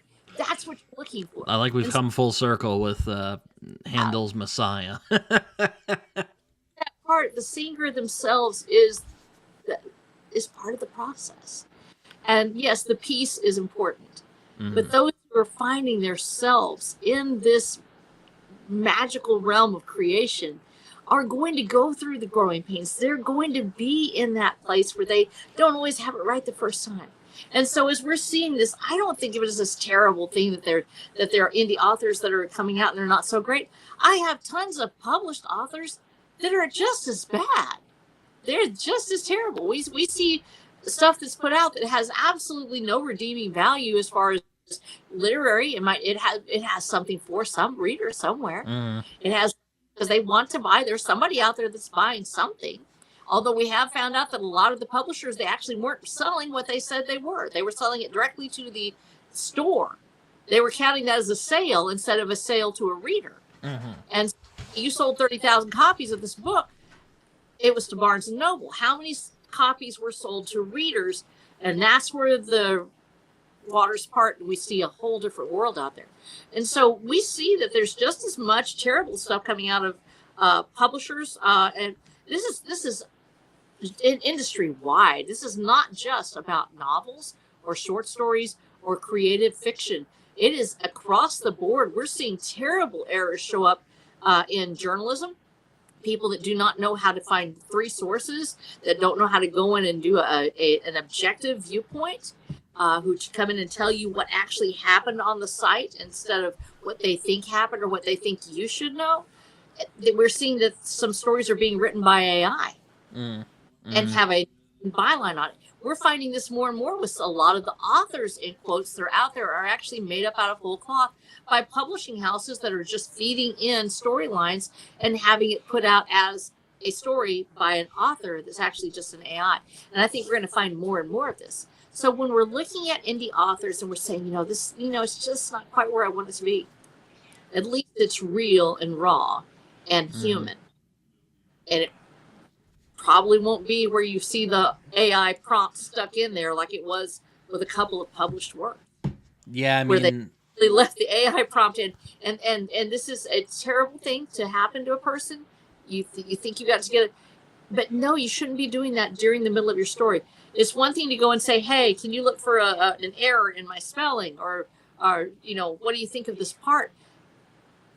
It's an entirely different thing to say, I want you to write a story about this, I saw a story about Watch the Dam, but I don't want it in Texas. I want it, like I said, South Dakota with ants, and the main character has cheese in their name, but and so they feed these stories. And one of the things that we're finding is, and this has happened with, in the past, of course, it was always out there that an agent might take a storyline and go, you know what, I don't like that author, but I love the story. Can somebody else write it? We heard about this. We saw where this actually did happen. Well, now they don't have to go find somebody else to write the story. They just take that storyline.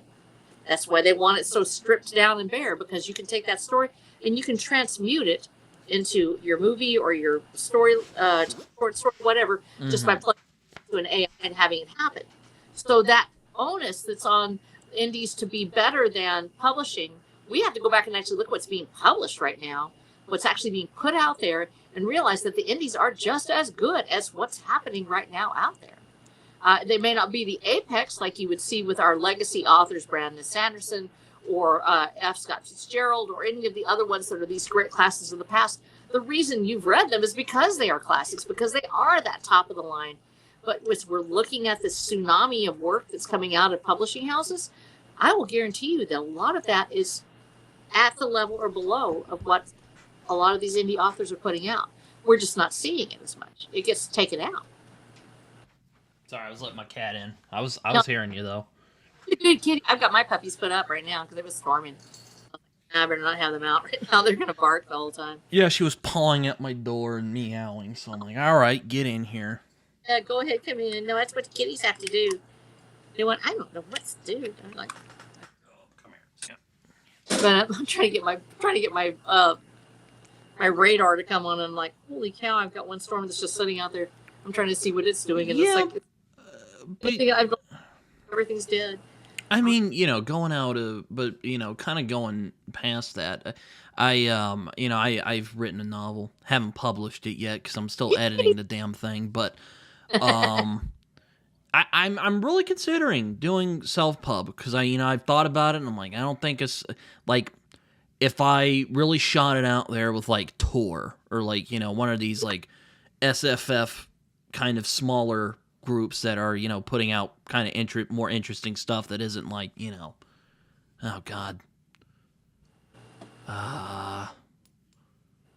that's not putting out something like Fourth Wing. Sorry, I know, low hanging fruit. But putting out stuff that like really that seems unique.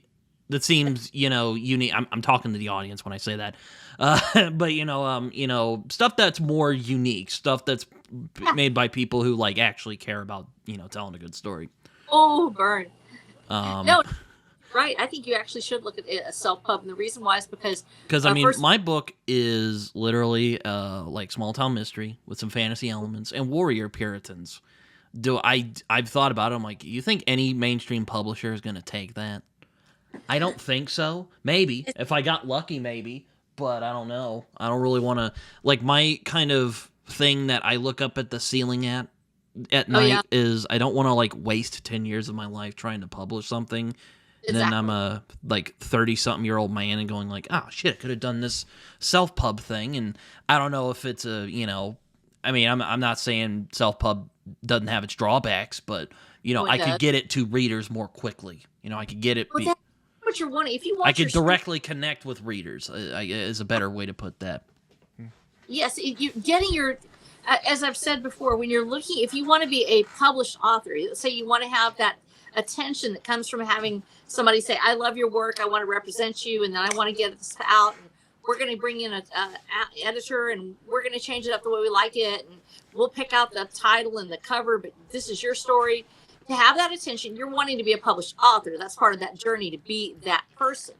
When you are indie pubbing, you are on a journey to get your story out. You are doing it to get out the story, come hell or high water, whatever it takes. You are on a journey to get that story into the hands of readers, to give it life, to see that if I die tomorrow, I have 8 books that are out there already. I've got a series that's already completed, and I've just started my second one. I know that it's there. I didn't wait 10 years. I might have tried for 10 years to get, you're right about this, 10 years to find somebody who even was interested in my story. And then after I had all of that time looking for it, let's say that somebody was interested in watching it. They might have said, well, we love this, but we really don't like Rose's character. She's not the traditional strong woman. She's not a traditional damsel in distress either. I'm constantly amazed at how people think of her. She's very strong. She's very capable. She's a little bitty person, and she actually is very beta in some ways. But she has so much sass that it overcomes everything else that goes against her. And so she's a different kind of character.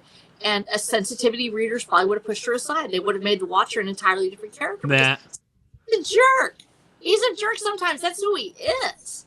It's kind of funny. I'm kind of two minds about sensitivity readers. On the one hand, I'm like, I don't really want to tell people how to write. I'm not writing your book with you. But at the same time, I'm like, I don't want to write like, racist stereotypes as well. That. Yeah, we have to be careful for that. And also, there are some things out there that truly are offensive that we just don't know. Exactly. Yeah. And you don't know because you're thinking, I love Mexican food, and you're going to write something about it, and then you find out that, oh, this was a terrible name to give it.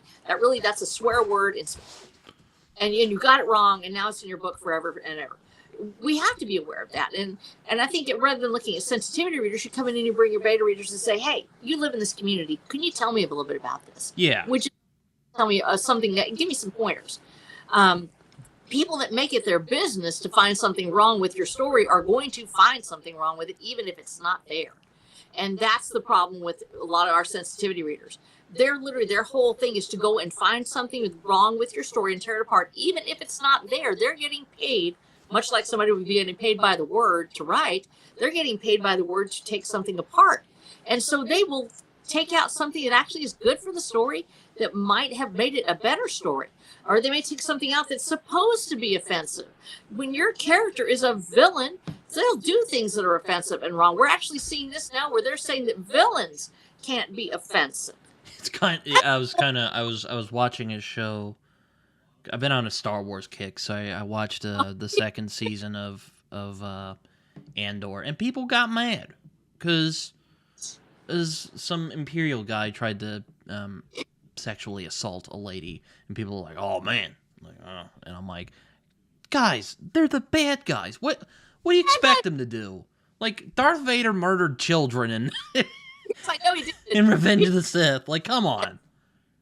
Now I get that. I get that stuff like rape is a lot different. There's like a very visceral thing to it, which that's another thing. I don't want to get into that discussion, to be honest with you, because it's a little like, and that's something we've actually put basically Watch with the Damned is the trigger warning. If you're looking for a trigger warning, Watch with the Damned is a gun. I just tell people that if you're concerned you might find something that will offend you, don't read it. Do not read this story, because I deal with it in a very visceral manner when you're talking about sexual assault or other things. Having lived part of this life, having people try to sexual assault me, how do you fight back against that? Is that a villainous thing? Yes, it is. If it's not played for titillation, if it's not played to, ooh, look, there's something happening, let's go watch. When it actually becomes about somebody fighting back against it and winning, it's part of the story. Yeah, I read Lonesome Dove last year. Actually, around this time last year, funnily enough. But anyway, I don't know if you read Lonesome Dove, but actually, it's one of my friends, actually from China, and it's his favorite book. He read it while he was at my house, and he was like, "I have to take this," so we gave it to him so he could take it back to Shanghai. Oh, that's nice. Yeah, I read Lonesome Dove last year. I got really irritated. There was this booktuber I've watched. I won't name him, for privacy reasons, and also I don't want anything getting misconstrued here. Yeah. But he was all like, "Oh, I DNF'd Lonesome Dove because of the sexual content." And I'm like, okay, whatever. And then he likes this book called Kagan the Damned, which not your book, Watcher the Damned, but Kagan the Damned, which I thought was way more flippant with its like depiction of sexual assault than Lonesome Dove was, though there is that one scene with Roscoe that I won't talk about because I thought that was kind of dumb. But anyway, what I thought that was like, I mean, I'm not a guy who gets offended very easily, but I thought that was genuinely offensive. But aside from that, I thought how McMurtry handled sexual assault in Lonesome Dove, most of the time, except for that scene. That scene's just a weird kind of. It's a one-off. I think for a lot of people, it's a swing and a miss, if you will. But but the other, but like 90% of it, I thought was really well done, really compelling take on like how it happens and how it like can not destroy your life, but really wreck your life, and like really like the trauma was really well done in that story. It should be. It's a part of our lives. Let's be honest. Sexual assault occurs with at least a quarter of people that you have been through something like that. And whether you're talking about full-on sexual assault or you're talking about a person attempting to assault you, when we have that much of the population going through that, to not talk about it at all is also a crime, because you're not raising that awareness. To do it in a manner that's tasteful, to say that that you can speak of it, that it sticks with your reader without making it gratuitous, without making it something good. There are things that should offend you, There are things that should make you angry or uncomfortable. When a scene like that, when an author writes it to the point where you are uncomfortable reading it because you cannot bear what is happening, when you understand what it means and you're able to step into the character's shoes and realize a horrible thing, somebody should stop it. When you feel that, the author has done their job. Mm-hmm. Told you what it really means.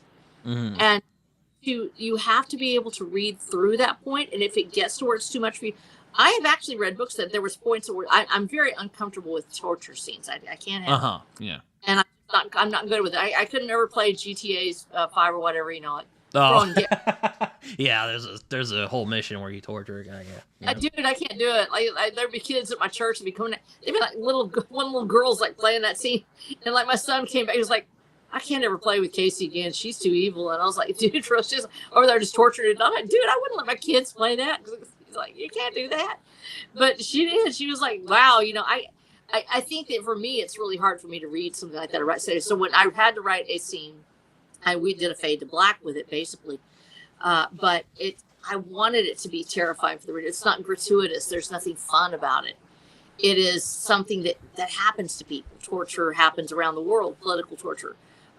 Being in jail, being, in a bad place, being able to write about it and still tell the story without it being horrible as a moral compass, let's put it that way, is important. There is a line you cross, I think, as where something just becomes gratuitous. But there are readers that speaks to them. There are readers, if they've been through that as part of the, I would say probably Berserk is a great example of this. Yeah.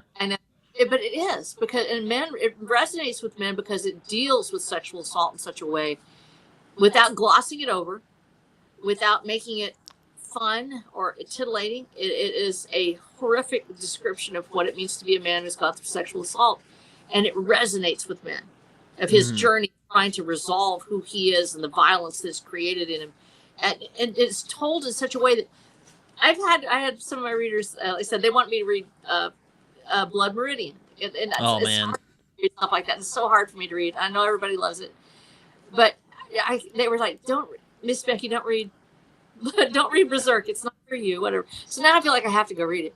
But there is a place where, for a person who is dealing with those issues, a frank and open discussion and representation of what has happened becomes cathartic.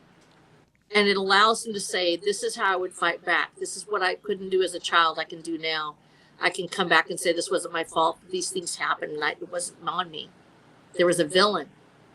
Us being able to name our villains is very important. And if all stories are written only at the lowest level of tolerance, then you're only writing stories for children. And there is a place, we have too much violence sometimes, I think I think when you say that, you're doing a disservice to children's literature when you put it like that.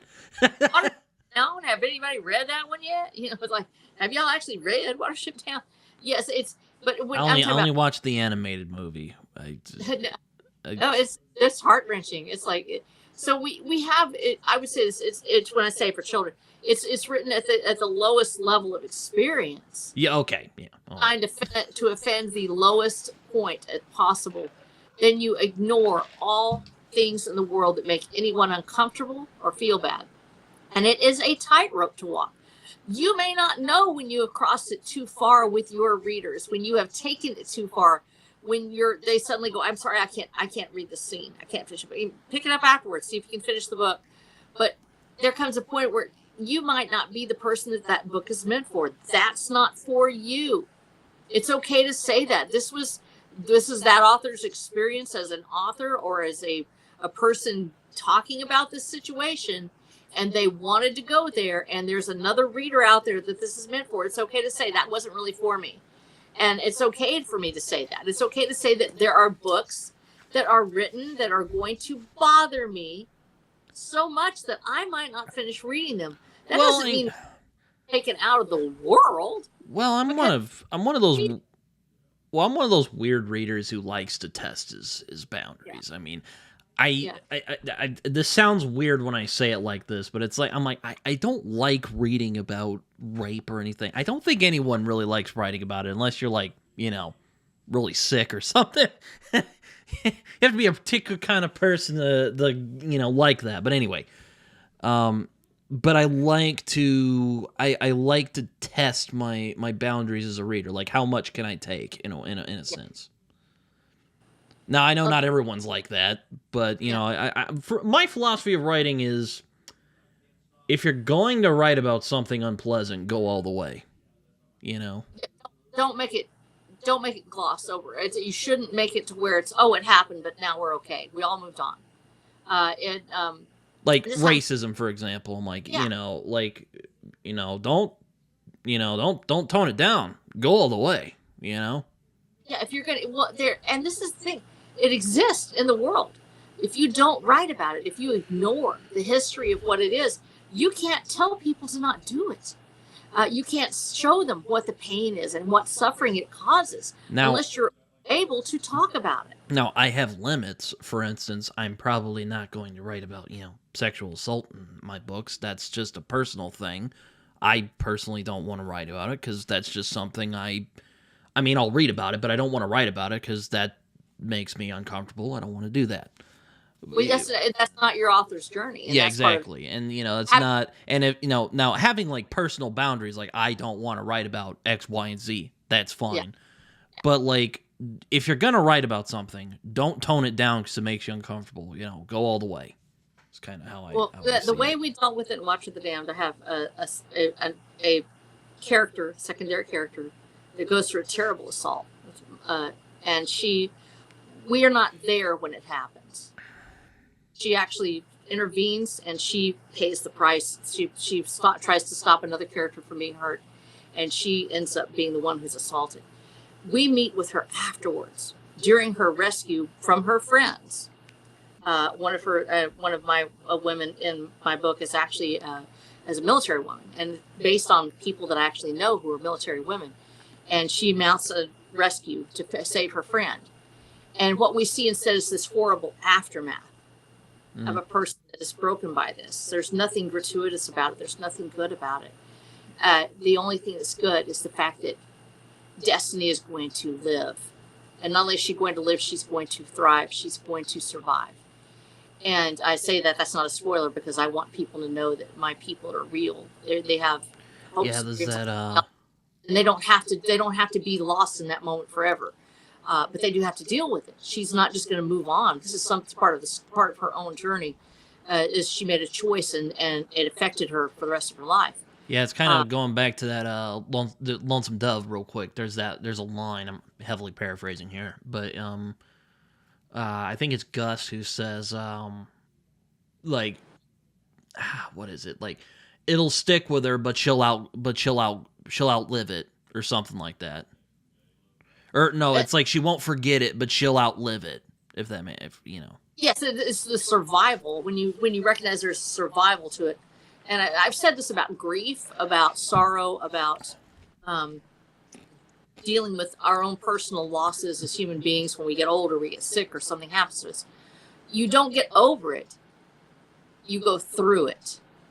You literally punch a hole in the face of whatever the thing is that's standing between you and joy, and you burrow right through the big middle of it. This is your journey. This is who you are. This is where you are. This giant sorrow isn't going to go away. The loss of your father, or your mother, or a child, or a loved one isn't going to go away. You are going to power through it, and you are going to come out the other side stronger, braver, and more you than you've ever been before. Grief is a memory of love. Sorrow is knowing what we have lost. And when we go through those terrible things in our lives, assaults or batteries, or losing our own selves because we become so immersed in something else, whether it's drugs or another human being, when we lose ourselves in those things, going through the process is the only way. You're not going to go over it. You're not going to get over it. You're going to go through it, and you're going to, just like Gus said, outlive it on you. And I think that was to express that in Watch of the Dam, to be able to say that these characters have survived these things. And it's not just a female thing; it's a male thing as well. And we Mm-hmm. talk about it because this story is about human relations, and so we have those characters that are stuck in a place where they can't get out of it mentally, where they cannot break free from the trauma that they're in. And then there are others that fight and survive. And Destiny is one of those characters, and she overcomes, not because she's braver or stronger or smarter than anybody else, but simply because has that spirit of survival. Mm-hmm. She wants to be herself, and she's going to be herself regardless of what somebody has tried to take away from her. So in writing those things, we usually, for me, my technique has been to fade to black on the Mm-hmm. part where I feel uncomfortable, but dealing with the aftermath in a real way. Our characters, when they get injured, they stay injured for a while. This is a book where you don't just get up and walk away from stuff. You get in a fight and you get a tooth knocked out. There's a little place where it comes out of your jaw there. It sort of breaks that little bone there, and that comes loose. It's going to hurt for a while. You get a bone broken, or you get sick, or you get a leg wounded. It's probably going to get infected in the world we're in. And so we deal with these traumas. That comes up that these are human beings, and they get broken, whether spiritually, emotionally, or physically. They get broken. How do you deal with that and still fight for your own freedom, for your own identity? How do you overcome those things? And it is by going through the valley of the shadow into the garden of light that's on the other side. That is the only way that we can approach our own lives. Mm-hmm. I think that the greatest gift that age has given to me, and you talk about all the things that I've done, is because I'm in my 60s. I got to live this. I got to be me. I got to experience the death of my parents. I got to experience the loss of a child. I had a child go to war. I've fought fires. I've been on stage. I've fought off a sexual assault in a stairwell. Mm-hmm. I've survived domestic abuse. I've survived poverty, and I'm still here.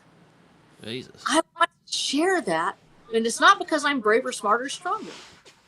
Because I knew I was loved and worthy. That is Jesus Christ in my life. Mm. Knowing I was loved, Mm-hmm. that was worth the battle. I'm worth me fighting for me. Mm-hmm. I'm worth the battle for my soul. And if I could do it, somebody else can do it too. Mm-hmm. Writing, because I lived some of these things, a lot of these things, including betrayal and loss and suffering and heartache and being told that you're not the one. That's a heavy thing to deal with when you find out that you're not the one. You're not going to be the one they love. You survive. You survive. You go on and you become exactly who you're supposed to be, and you come out stronger than you've ever been before. I couldn't have written this story if I hadn't survived it. And so I wanted to share that there's a portion of the human soul, whether it's through addiction or recovery or that valley of the shadow where you know you're going to die and you're going to fight on anyway. There's a place for it in literature. There is a home for the hope that you have in your own heart. And as an author, you have this vision in your head, Britton, this story that you're writing. Mm-hmm. Beyond the story itself, the entanglement of the mind and the finding the pathway forward through this little mystery that you have. Beings or beings attached to it Mm-hmm. that are facets of your own soul. It's the portion of Britton that lives inside that one character that you know exactly where it is. You know exactly what I'm talking about. Mm-hmm. That's you, where you exist inside this character. You are giving this gift to your audience. You cannot sanitizing everything you do so much to make sure that you don't offend someone else means you never tell your own story. Mm-hmm. You never tell somebody what happened to you. We need to be able to be brave and bold in who we are and say, this is me as an author, this is who I am. And maybe you won't love my book. There's a person out there that needs to read it. And I want to give them this story. I want to set them free from whatever burden it is that they are encountering, because I've been there myself. And you have that spark in you. You have the story, or you wouldn't be dying to write it. The truth is, if you have the story, you will move heaven and earth to get it on the page. Mm-hmm. And it can't be stopped. Don't ever let somebody stop you from writing the story you were meant to write. Yeah, no, it's but yeah, no, I've been considering publishing my book, which will be the first of a series. But you know, I was trying to avoid a lot of the like fantasy, Yeah. not cliches, but you know, tropes that I've noticed in fantasy books that kind of irritate me, like you know, info dumping and you know, Hard. there's not really that like hard magic or whatever. It's just kind of it's kind of a throwback to some of the like older pulpier fantasy that I enjoy, like you know Robert E. Howard and Michael Moorcock and you know some of those guys. Um, A more but physical, gritty reality, I think, is what you're looking at. You're looking at that. Um, yes, the fringes of magic are there. The things that back there that make it fantasy are there, mhm. but it's centered on the physical reality of the characters that are in front of you. Yes, I'll put it like that. Yes, yes. Uh, where I was working on the second book, but then you know school got in the way. It's been ridiculously busy this year.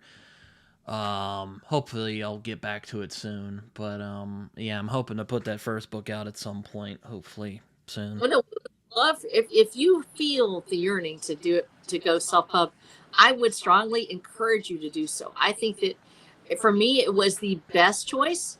It absolutely has been a delight. Yes, it's hard. Yes, it's very difficult to go out there and to look at your book and today one didn't sell and you feel bad. But then you go down and 2 days later there's 3 or 4 that sold. People that want to read what you've written.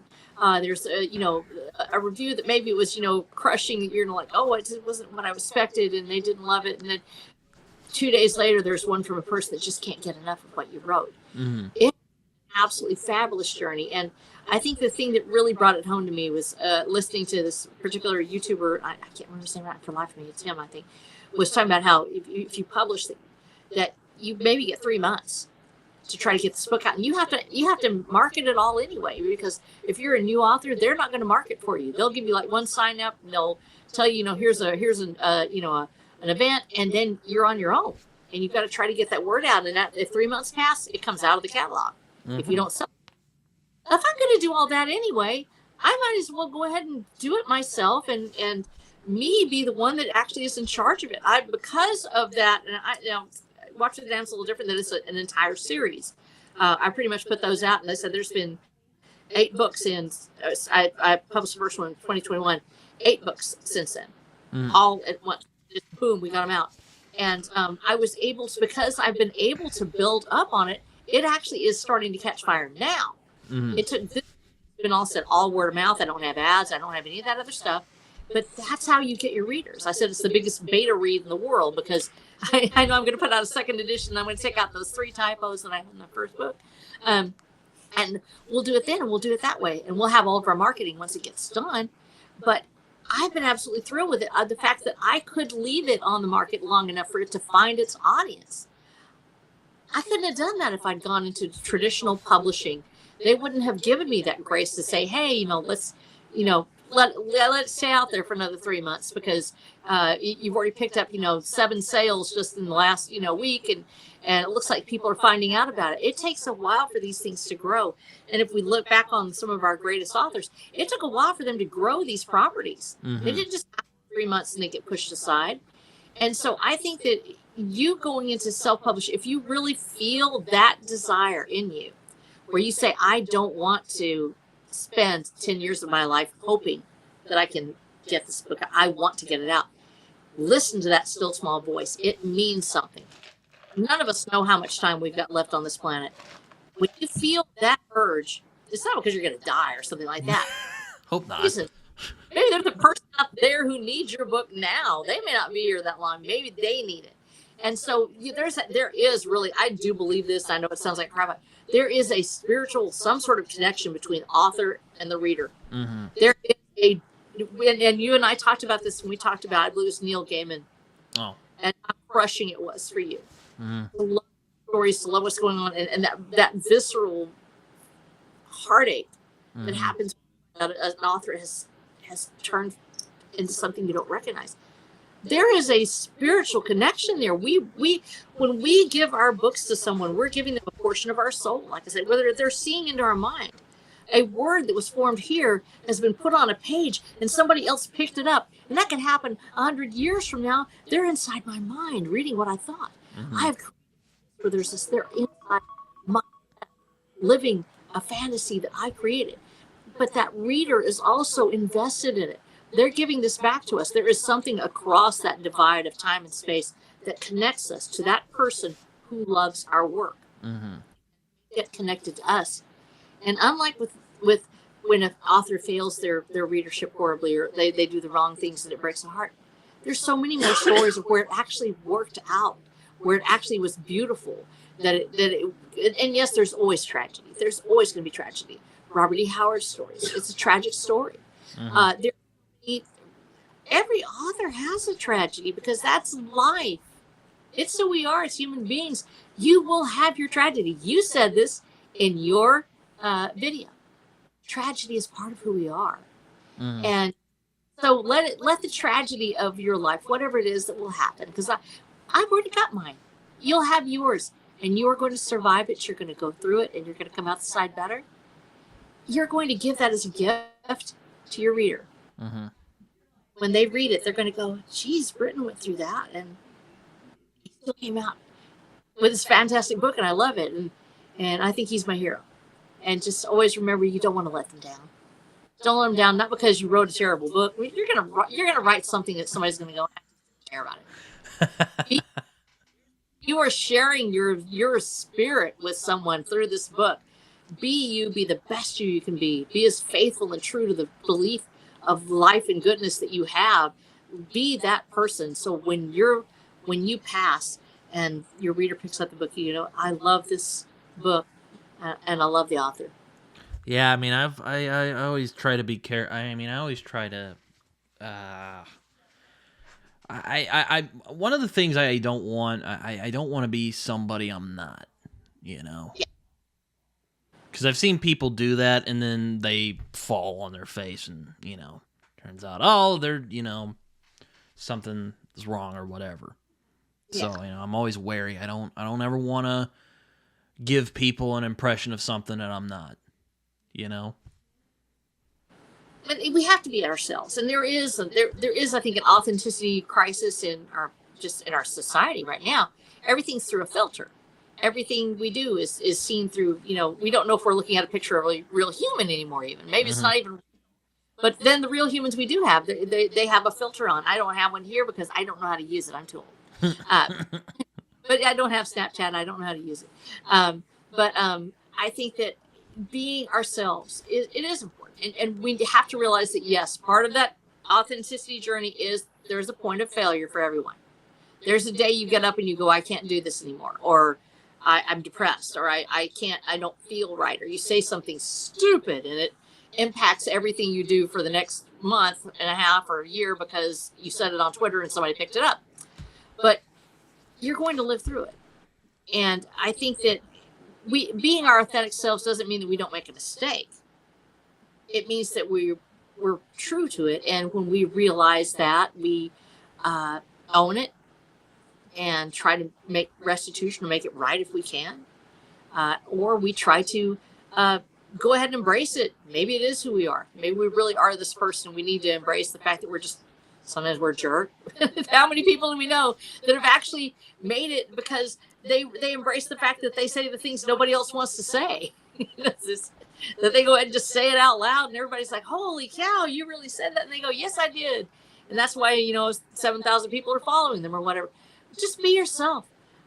Be the person you're meant to be. Don't try to be, evil if you're not. Don't try to be, a tough guy if you're not.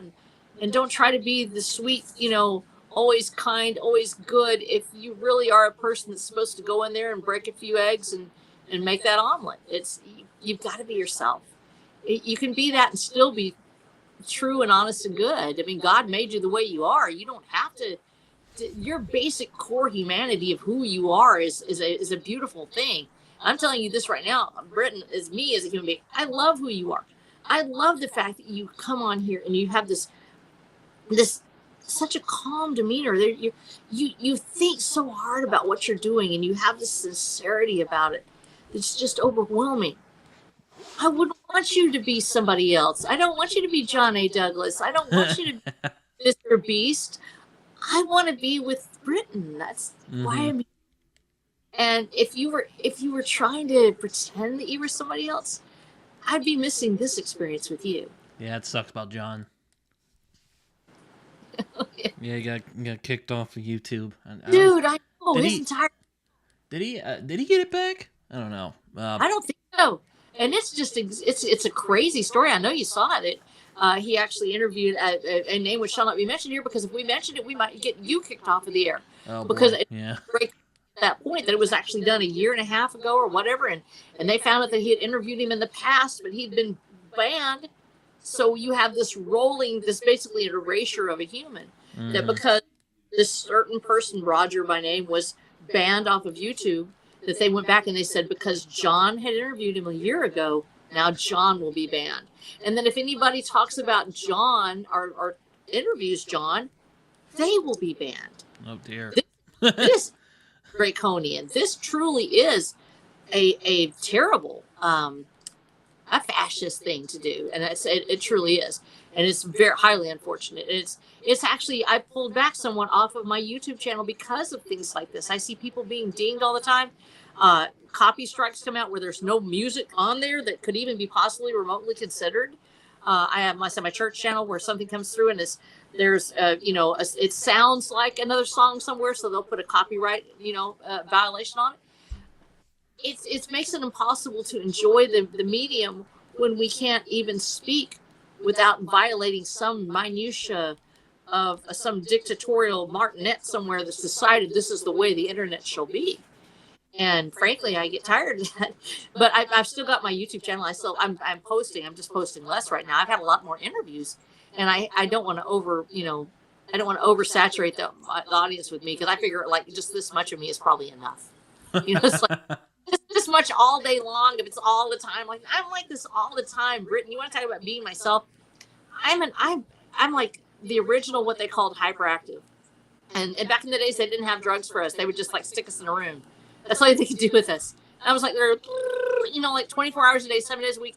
I lived on 3 hours of sleep until I was like last year or something like that. Oh my god. 3 hours of sleep. That was me. That's the reason I could write this novel and go fight fires and do all that kind of stuff, because I literally don't sleep except for maybe a third of the time that most people do. Even right now, I'm getting like 5 hours of sleep. I'm running on 2 hours of sleep from last night right now. And I'm just this way. This is who I am. Well, it's overwhelming for a lot of people. I've literally had people tell me it's like they come up and they see the flame and they want to warm their hands against it. And then I realize that the village is burning down. And I'm that person. I'm literally that person. I'm like this all the time. So I know that I can oversaturate people with me. They can become tired of who I am. And it's exhausting to hear somebody like this. Mm-hmm. And so I try to make sure that I don't want them to feel that way. And at the same time, there's that fear. Like, do I really want to show people? I talk a great game. I'm like, be yourself. Hey, that's great. It's different when somebody tells you, you're really weird, and it's just too much. You talk all the time. I can't take it, and it's hard. You're not gonna appeal to everyone. No, I can't. I'm a chubby little old lady at this point. I'm not gonna appeal to. I would, if I had a plate of cookies, maybe I can get y'all, hey, look at this, but the truth is I am who I am. It's me. Learning to love myself has been a huge part of this journey, to not be afraid of saying who I am, and to realize that, some people may love my books and some won't, but it is part of me, and I am part of that sales pitch. Mm-hmm. And you can be part of that too in your own book. And I think it's going to go fantastic for you. I can't wait. I hope so. I'll admit, one of the reasons I started this YouTube channel was hopefully I could get some potential readers out of it. Well, first thing we'll do is when you get this, it would actually be a fantastic story if you talked about the process. Yeah. I mean, I don't know if I want to do that until after I'm like at a place where I'm like, okay, I'm gonna put this out now, but we'll see how it goes. You have that you actually have it, and then say, here's my thing. Here's what I'm gonna do to get it published. Yeah. They don't know I'm here yet. So I think it'd be fantastic, and you would have your spin on it that only you can have. Yeah, that's what people always say, because I'm an anxiety-ridden ball of energy. sometimes. I said, I don't think he was being anxious. Yeah, where I'm like, oh man, because I'm always like at this point, I'm like, okay, someone is eventually gonna figure out I don't know what I'm doing. No, you're fine. Which, you know, You've that done. might be imposter syndrome. I don't know, but you know, it's something. I think we have a tendency to compare ourselves to too many different other people, and it's not because we're being bad. So, a lot of times, like if you and I have anxiety, because I'm literally I have crippling social anxiety. People don't realize that. It's really hard for me sometimes, Mm. and so when we're in that situation, people go, "Well, you have to do this, and you have to do that. You have to stop being this way." Yes, it's important for us to recognize that it's part of it's on us, but also it's somebody else's problem if I'm hitting them the wrong way. I'm fine over here. I'm happy being like I am. Mm-hmm. They're having a problem with it, and they don't have to be a part of it. They can go that way. They can be over there. They don't have to watch me. They don't have to read my book. And so we're looking for the ones that want to be with us. It's kind of like finding love. We're looking for the one that wants to be with us. We're looking for the reader that wants to be with us, and for the audience that wants to. And if I was really deep sixing my book, if I was doing something where it was really hurting, the sales, and then I might tell me, hey, you got this great book, but every time you open your mouth, you're making people hate it. You tell me this, but the chances are you've been on this, you know what you're doing, you have this ability, but when we look at everybody else, when we see everybody else, and they look like they're doing so great, and yeah, it's kind of hard not to compare yourself to other people sometimes. Oh yeah, it's tough, and I think that's kind of one of the reasons why sometimes when things happen for me, and I don't know if this happens to you, something good will happen for me, and I feel like I want to say something, and then I don't want somebody who's not having something happening good to feel bad that I had something good happen. So I don't know if that's happened to me. Yeah, it happens to me. I just like this wonderful thing is happening, and then I know what it's like to not have it happen. So I'm like, oh, I won't share it this time. I'll just not tell anybody. Oh yeah, okay. I've done something like that. Yeah. Yeah, just like I think the closest analog to it is actually something that's happening in my life right now, and in my family we go through it. We have the struggle with infertility, and child loss, miscarriages, and things like that. And my son and his wife are now pregnant. Oh. Having their baby, and we're thrilled. I spent the whole Congratulations, by the way, for that. Yeah, thank you. And I have other members of my family that have shared the same journey as I have. We spent the whole first 3 months crying because we're dealing with the trauma that we haven't been through something good, and we literally were afraid to tell people because we had lost so many babies. Between me and this other family member, we've lost 7 children, and it's tough. It's a hard place to be. That journey is unlike any other.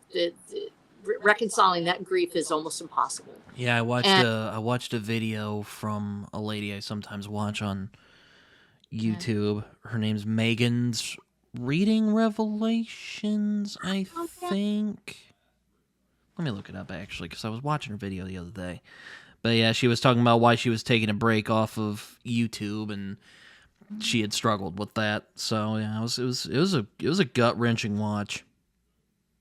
It is actually it's becoming much more common right now. I don't know if it's what's environmental or something else has happened. But people are dealing with this, and it's a heartache that doesn't go away. And actually, it is one of the main themes in Water the Damned is a world without children, childlessness and child loss, and because it's part of the world of Water the Damned is the fertility and the inability to bear children, and that struggle. It was so hard to come out and say.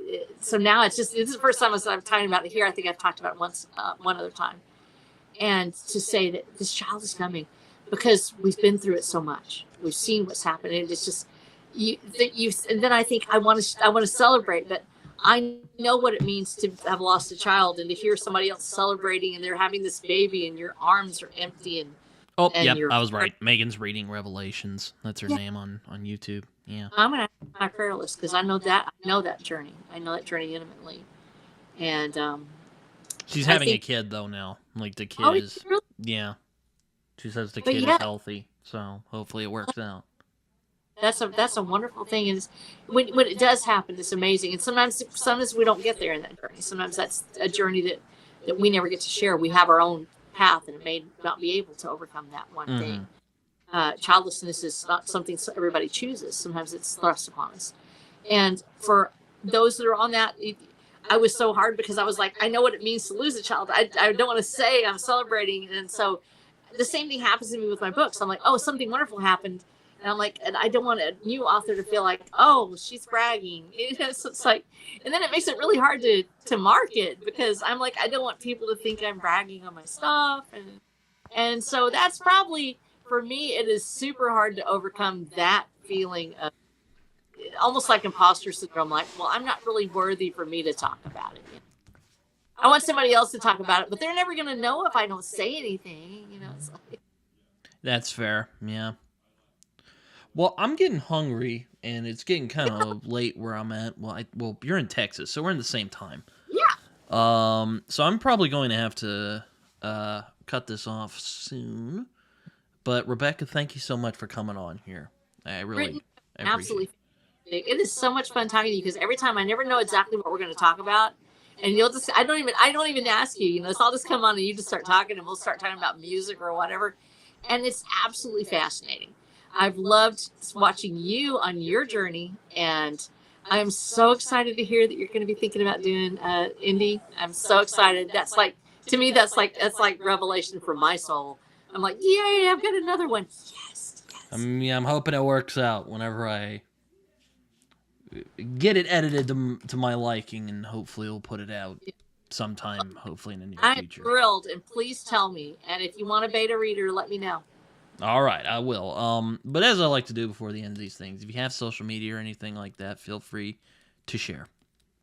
Watcherthedamned.com. It's just like it's spelled. Watcher of the Damned, all one word, .com, where you can find all my books. And I'm trying to open up my own store, so that way if you buy an electronic copy, you will keep an electronic copy, unlike on Kindle. I also have it, of course, on Amazon. All my links are there. I have my podcast that I did, which actually have a little mini series that I've done. And we are going to be working on our audiobooks. In fact, I've gotten my whole kit together now, and we're just trying to find a studio so that way I can go off and record it. And Watcher the Damned is life, liberty, and the pursuit of happiness in a post-pandemic world. And we shall be free. And I'd love to have you read it. So if you're interested in sci-fi, romance, westerns, then it's right up your alley. Well, once again, thank you for coming on and giving some of your time this evening. Thank you. And hopefully we should do this again at some point. We should. All right, well, take care, everyone, and until next time.